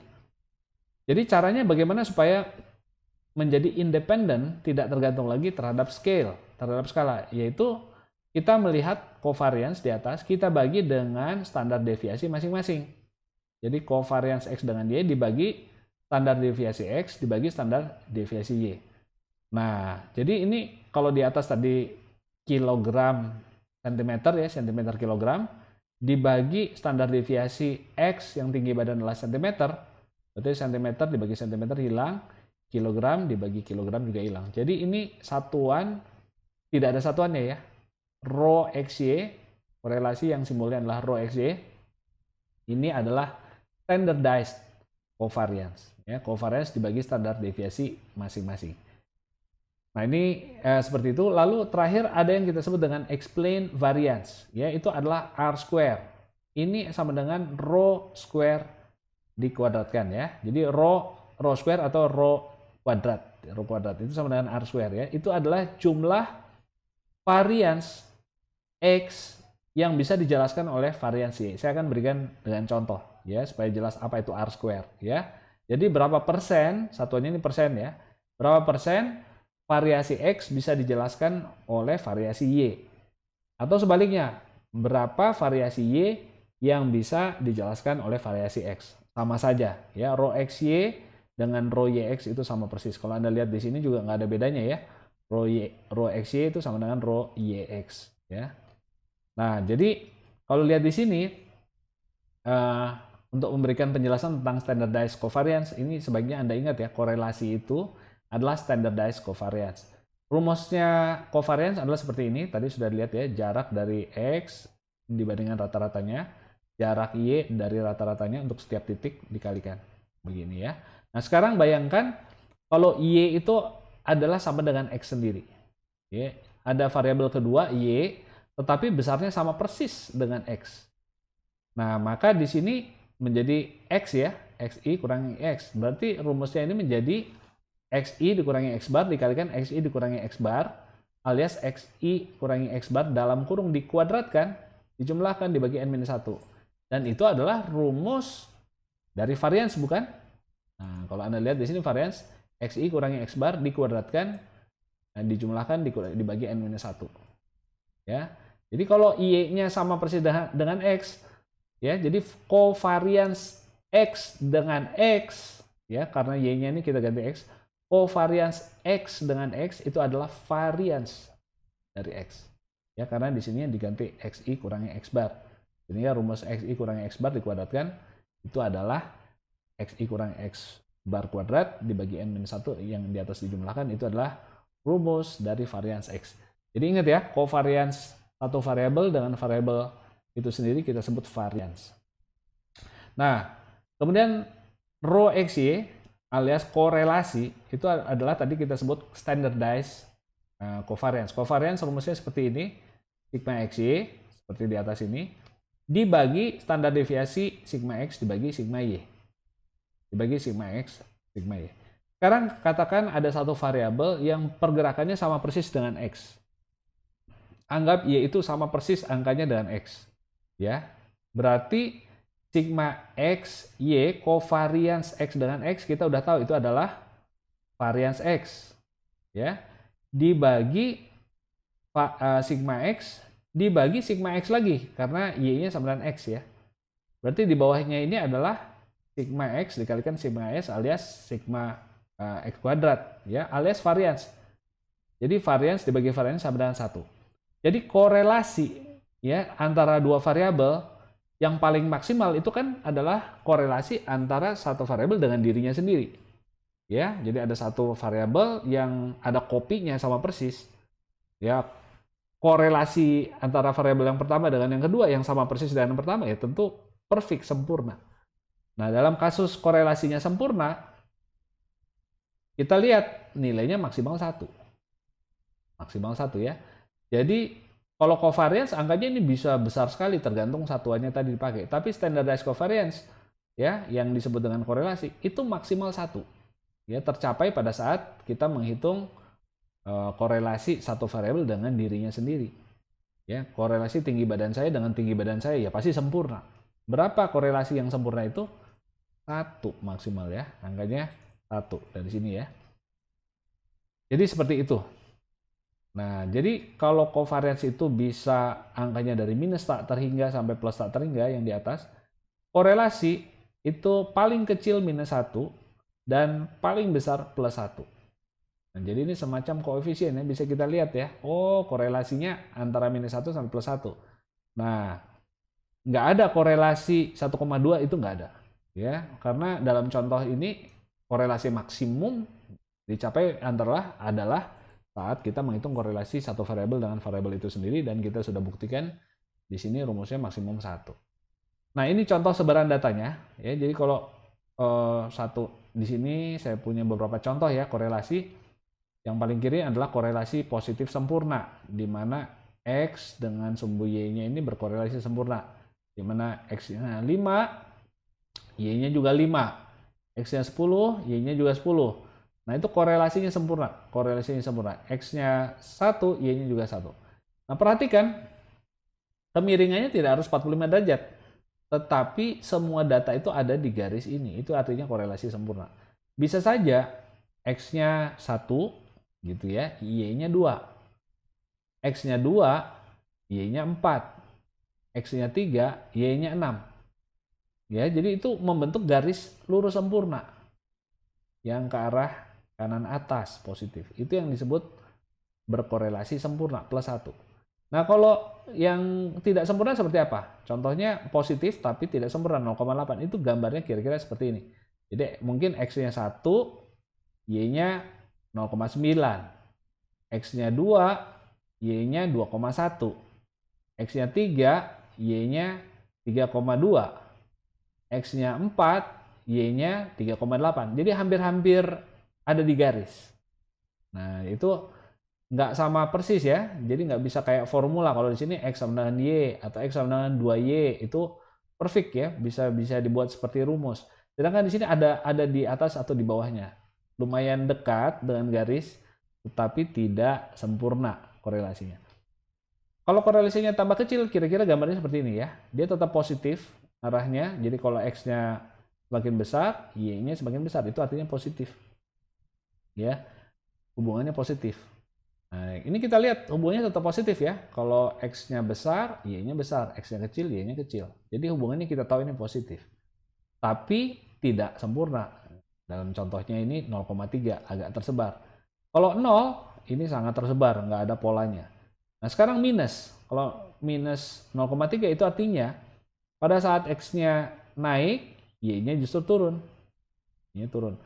Nah, pada saat X-nya kecil, Y-nya justru tinggi. Nah, inilah korelasi negatif. Nah, karena dia tidak dekat di garis, korelasinya sedikit negatif, minus 0,3. Yang di sini semakin hampir negatif sempurna ya. Jadi ini highly negative correlation. Minus 0,8, udah hampir 1 ya. Jadi udah dekat di garis dan arahnya negatif seperti ini ya. Nah, X-nya besar, Y-nya kecil, X-nya kecil, Y-nya besar. Dan ini adalah perfect negative korelasi. Jadi range-nya adalah dari minus 1 sampai 1. Minus 1 miringnya ke sini, plus 1 miringnya ke sana, sempurna. Di tengah-tengah ini tersebar datanya. Nah, seperti itu ya, itu yang disebut dengan standardized covariance alias korelasi. Baik, saya akan berikan contoh untuk menjelaskan common variance. Common variance, saya ujungnya mau menjelaskan itu, karena untuk menjelaskan perbedaan PCA dari FA, saya harus menjelaskan hal tersebut. Saya akan memberikan contoh, kita mau memetakan tinggi badan dan berat badan. Tinggi badan punya distribusi, ya punya distribusi, ini contohnya didekati dengan normal, ada titik tengahnya dan ada varians ya. Demikian juga berat badan, ada titik tengahnya, ada varians ya.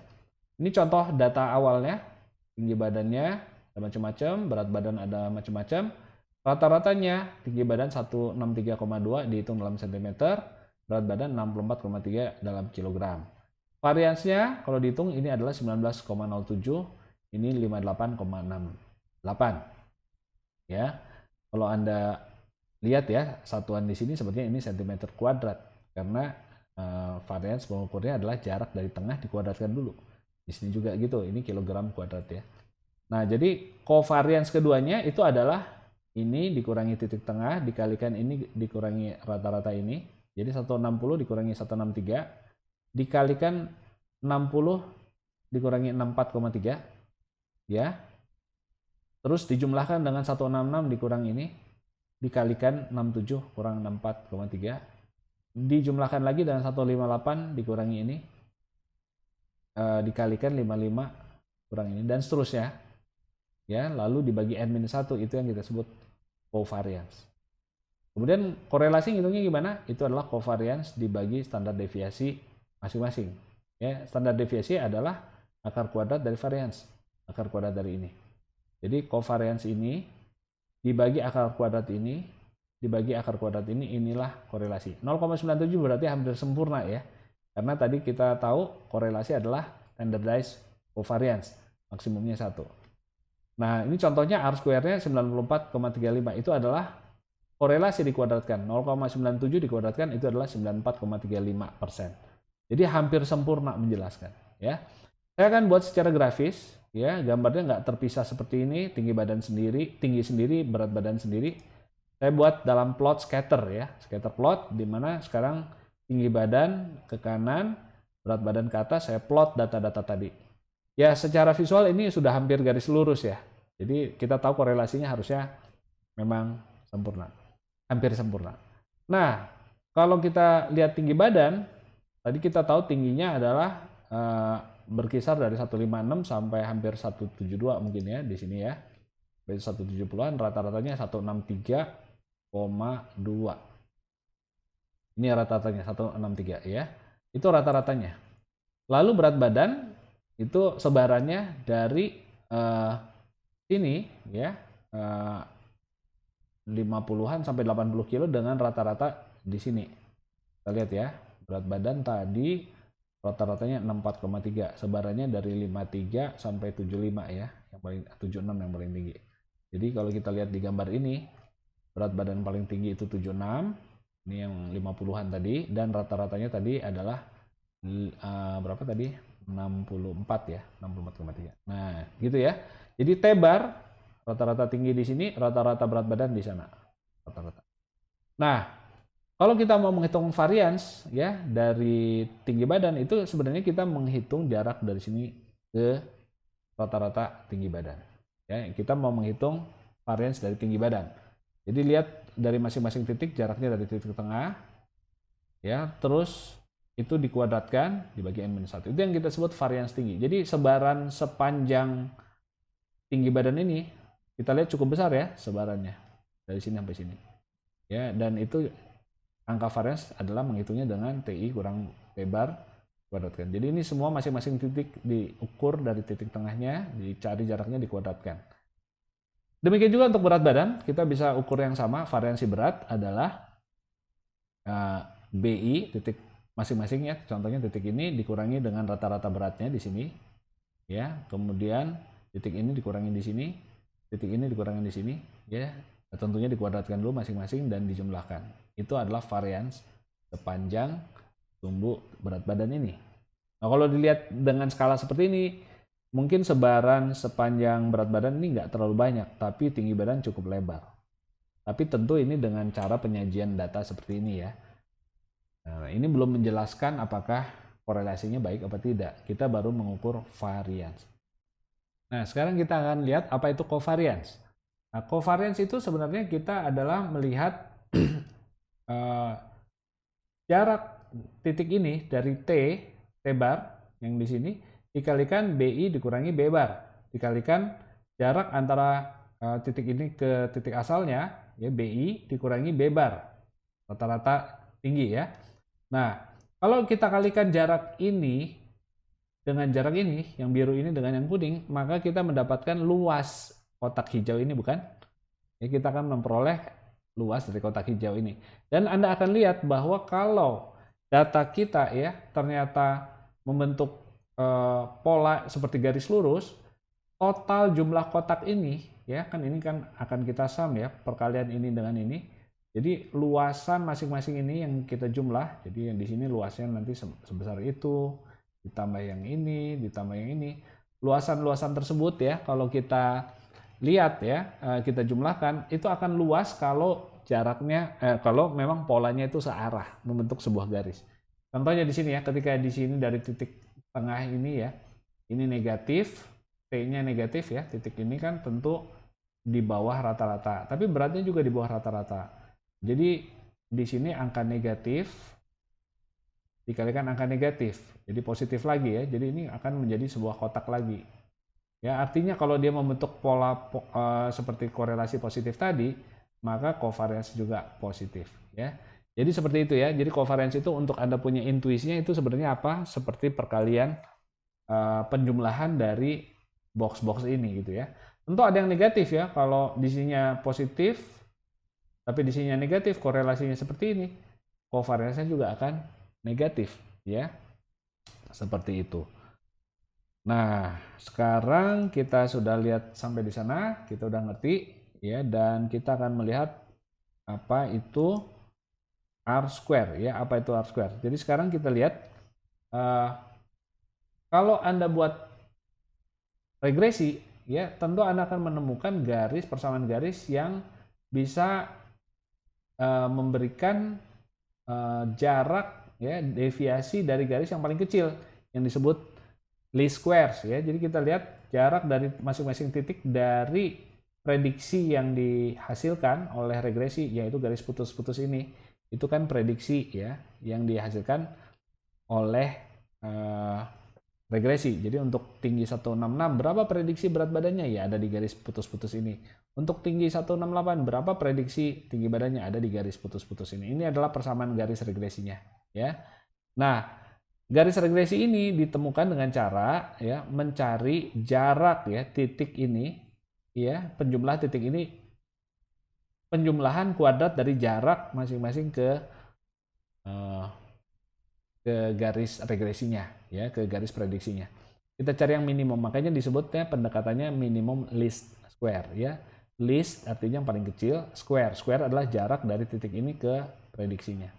Nah, jadi kalau lihat di sini contohnya persamaannya Y sama dengan 1,704X dikurangi 213,79 ya, dan keluar angka R square sama dengan 0,9435. Jadi kalau kita lihat tinggi itu punya variasi sebesar ini, berat badan punya variasi sebesar ini artinya bahwa 94,35% ya variasi berat badan itu bisa dijelaskan oleh variasi tinggi. Bisa dijelaskan oleh variasi tinggi. Jadi kalau dianggap ya berat badan itu nempel semua di garis ini, ya kita anggap nempel di garis ini, artinya tinggi ini bisa menjelaskan berat badan kan. Nah, kalau semuanya titik ini, titik berat badannya itu nempel gitu ya, semua prediksi berat badannya titik kita ada di garis ini, berarti 100% variasi berat badan itu bisa diprediksi bisa dijelaskan oleh variasi tinggi. Tetapi karena dalam contoh ini ada yang di luar garis, maka kita tahu itu tidak 100%. Ya, dalam contoh ini contohnya hanya 94% variasi berat itu bisa dijelaskan oleh variasi tinggi. Nah, cara menghitungnya gimana? Itu yang kita sebut dengan lewat mengkuadratkan dari korelasi keduanya. Jadi kalau tadi kita udah mengerti bagaimana menghitung varians ya, varians kita udah tahu, lalu kita standardize ini akan keluar namanya korelasi, koefisien korelasi atau rho, betul ya, rho yang tadi di sini kita akan, kalau saya udah tahu covariance-nya, saya bisa standardize menjadi rho, jadi rho. Oke, rho ini saya kuadratkan, itu yang kita sebut explain variance.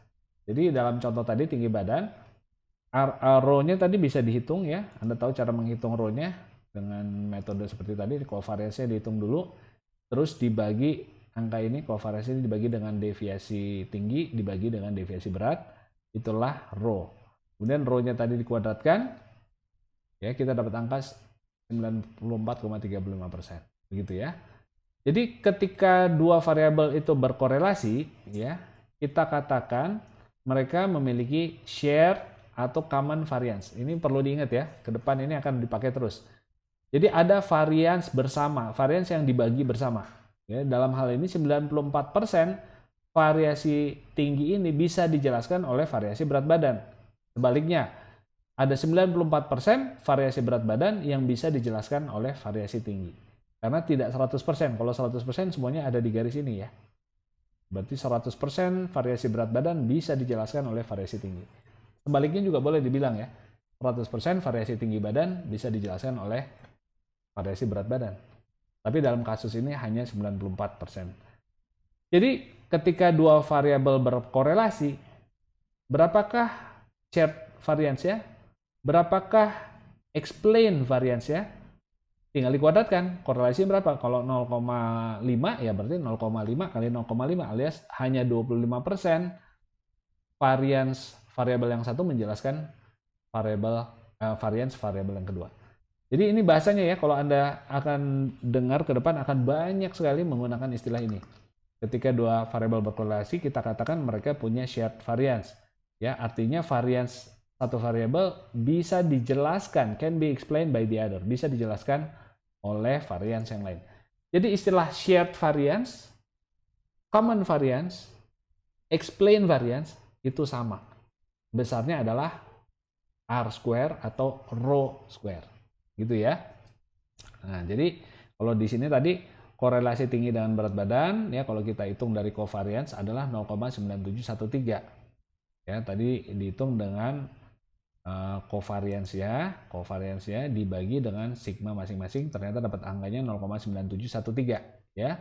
Kalau kita kuadratkan itu ternyata 0,9435 ya. Artinya 94,35% variansi berat badan bisa dijelaskan oleh variansi tinggi dan sebaliknya.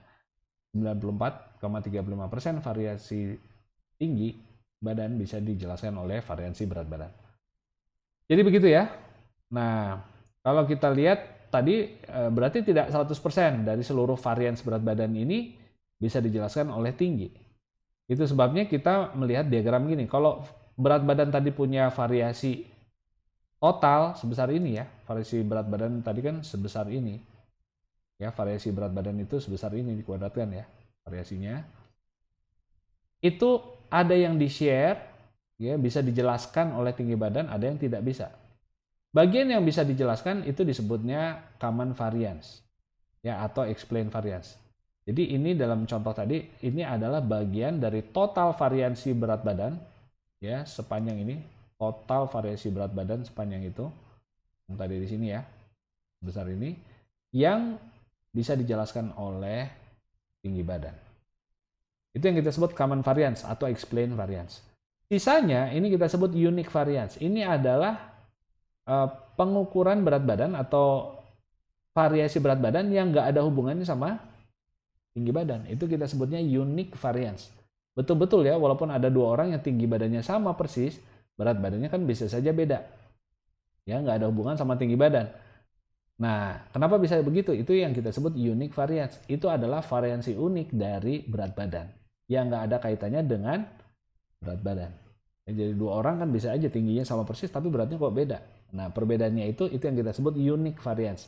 Itulah sesungguhnya variasi berat badan yang tidak ada hubungannya, tidak bisa dijelaskan oleh tinggi badan. Itu kita sebut apa? Unique variance atau specific variance. Dan tentu di dalamnya juga ada terdapat yang namanya measurement error, betul nggak?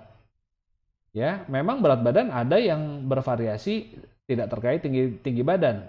Ya, itu kita sebut specific variance. Tapi di dalam unique variance ada juga mungkin kesalahan pengukuran. Meterannya lah yang kurang akurat. Waktu mengukur si A dengan si B jadi beda ya berat badannya. Ya, karena tinggi badannya mungkin berat badannya mungkin nggak akurat. Berarti timbangannya nggak benar ya.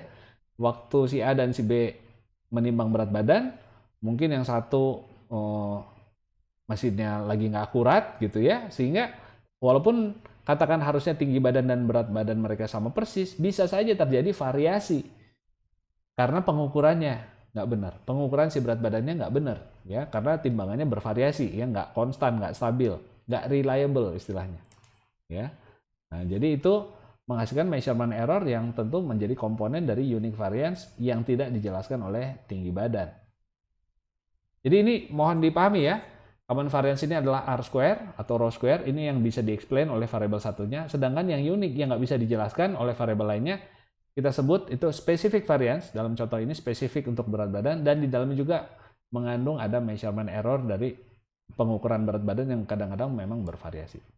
Sekarang setelah Anda memahami tentang covariance, correlation, dan explain variance, kita bisa membedakan antara prinsipal komponen analisis dan faktor analisis. Jadi tadi telah dikatakan ya bahwa baik prinsipal komponen analisis maupun faktor analisis itu mencari komponen atau faktor ya yang bisa menjelaskan varians terbesar ya dari data kita. Ya, dia mencari sumbu yang memberikan varians terbesar ya. Anda mesti ingat ya gambar ini ya. Nah, dia mencari vektor ini. Nah, vektor ini bisa disebut sebagai komponen, prinsipal komponen bisa juga disebut sebagai faktor ya, atau eigenvektor itu disebut juga sebagai prinsipal komponen atau sebagai faktor, salah satu faktor ya. Nah, keduanya bertujuan untuk mencari itu.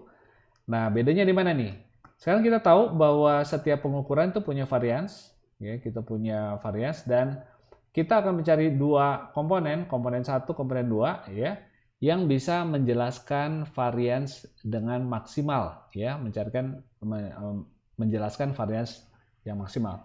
Nah, dalam hal ini ya kita akan merumuskan ya sumbu yang baru itu, komponen 1 itu adalah penjumlahan ya dari semua masing-masing variabel aslinya dengan loading tertentu, dengan suatu bobot tertentu ya. Jadi contohnya C1 ini adalah penjumlahan dari loading yang pertama B1 ya, loading antara variabel 1 dengan komponen 1, B11 dikalikan berapa nilai X1-nya, ditambah B12 ya, dari variabel yang kedua ya menuju komponen 1, ya, ditambah B18, terus semuanya ya. Itu adalah kombinasi linear.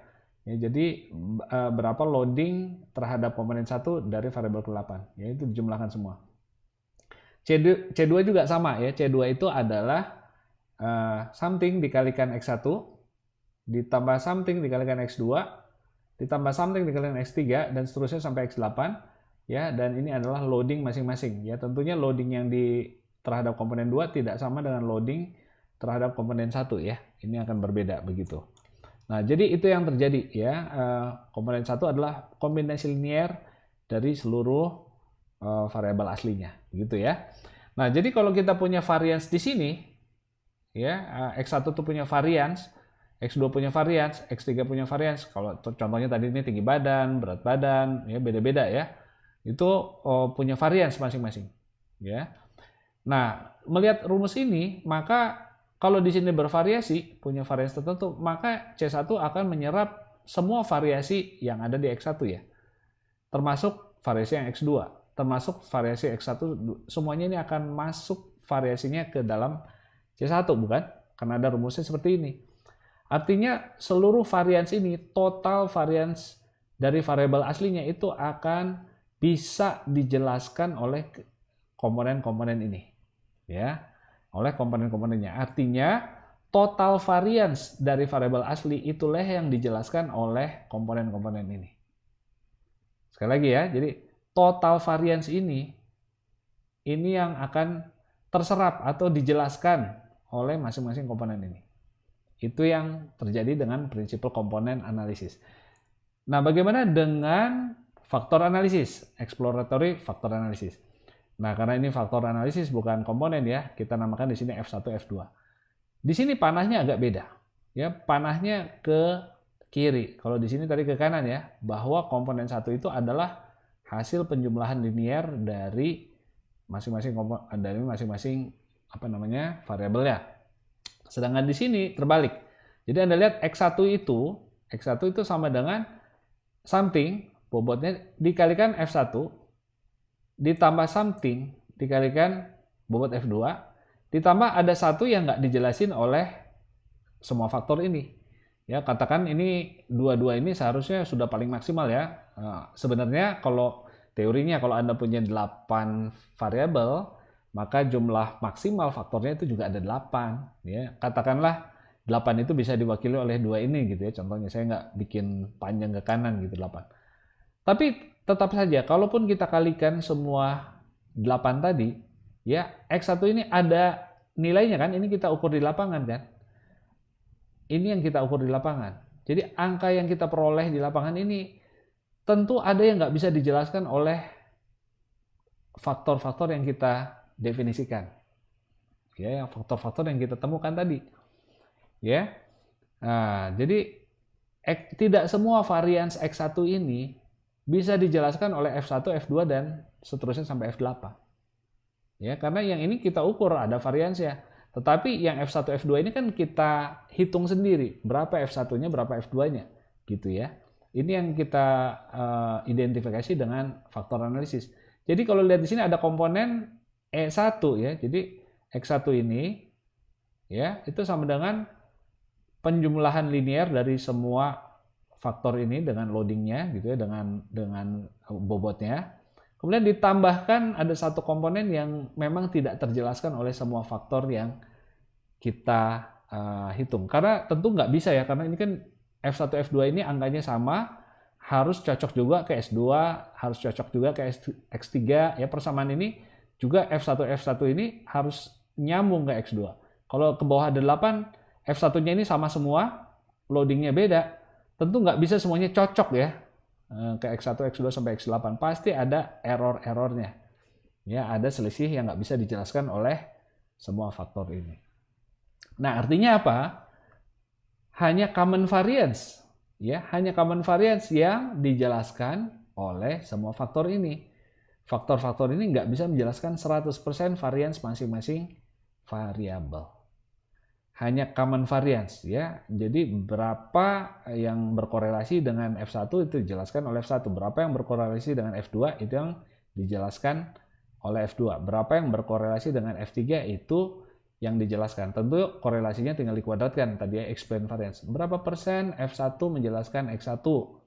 Ya tinggal lihat korelasi X1 dengan F1 itu berapa. Kita kuadratkan, itulah yang kita sebut sebagai explain variance ya. Berapa persen X2 dijelaskan oleh F2? Tinggal kita lihat berapa korelasi X2 dan F2. Rho-nya berapa? Dikuadratkan. Itulah yang dapat dijelaskan oleh F2. Tentu X2 ini nggak hanya dijelaskan oleh F2. Ada juga yang dijelaskan oleh F1. Jadi bagian yang hijau ini ada yang dijelaskan F1, ada yang dijelaskan F2, dan seterusnya. Ya, saya harap ini cukup intuitif ya. Jadi memang pendefinisian modelnya juga beda. Kalau PCA itu kita menganggap komponen itu adalah kombinasi linear dari semua variabel, sedangkan dalam faktor analisis faktor itu menjelaskan variabel aslinya ya. Variabel aslinya itu adalah merupakan variabel yang dihitung ya berdasarkan kombinasi linear ditambah ada error term ya, atau dengan kata lain variabel asli adalah fungsi ya dari faktor-faktor yang menjelaskannya begitu. Jadi singkatnya seperti ini ya, PCA semua komponen akan menjelaskan 100% variance. Semua komponen menjelaskan 100% variance. Sedangkan dalam faktor analisis semua faktor hanya menjelaskan common variance. Ya, common variance yang disebut juga total commonalities. Sekali lagi ya, itu commonalities itu adalah total common variance. Maksudnya apa nih? tadi setelah saya jelaskan ya, sebagian X1 ini kan akan dijelaskan oleh F1 sehingga dia punya common variance dengan F1. Tapi sebagian X1 ini juga dijelaskan oleh F2 kan. Nah, dia juga punya common variance. Nah, kalau common variance yang itu kita jumlahkan semua, itu yang kita sebut communality. Ya, communality. Itu disebut communality. Ya, jadi saya harap saudara dapat gambaran apa itu PCA, apa itu FA. Dan ini ada beberapa referensi yang bisa Anda baca untuk ke depan. Semangat terus belajar dan sukses untuk Anda sekalian. Sampai jumpa di episode berikutnya.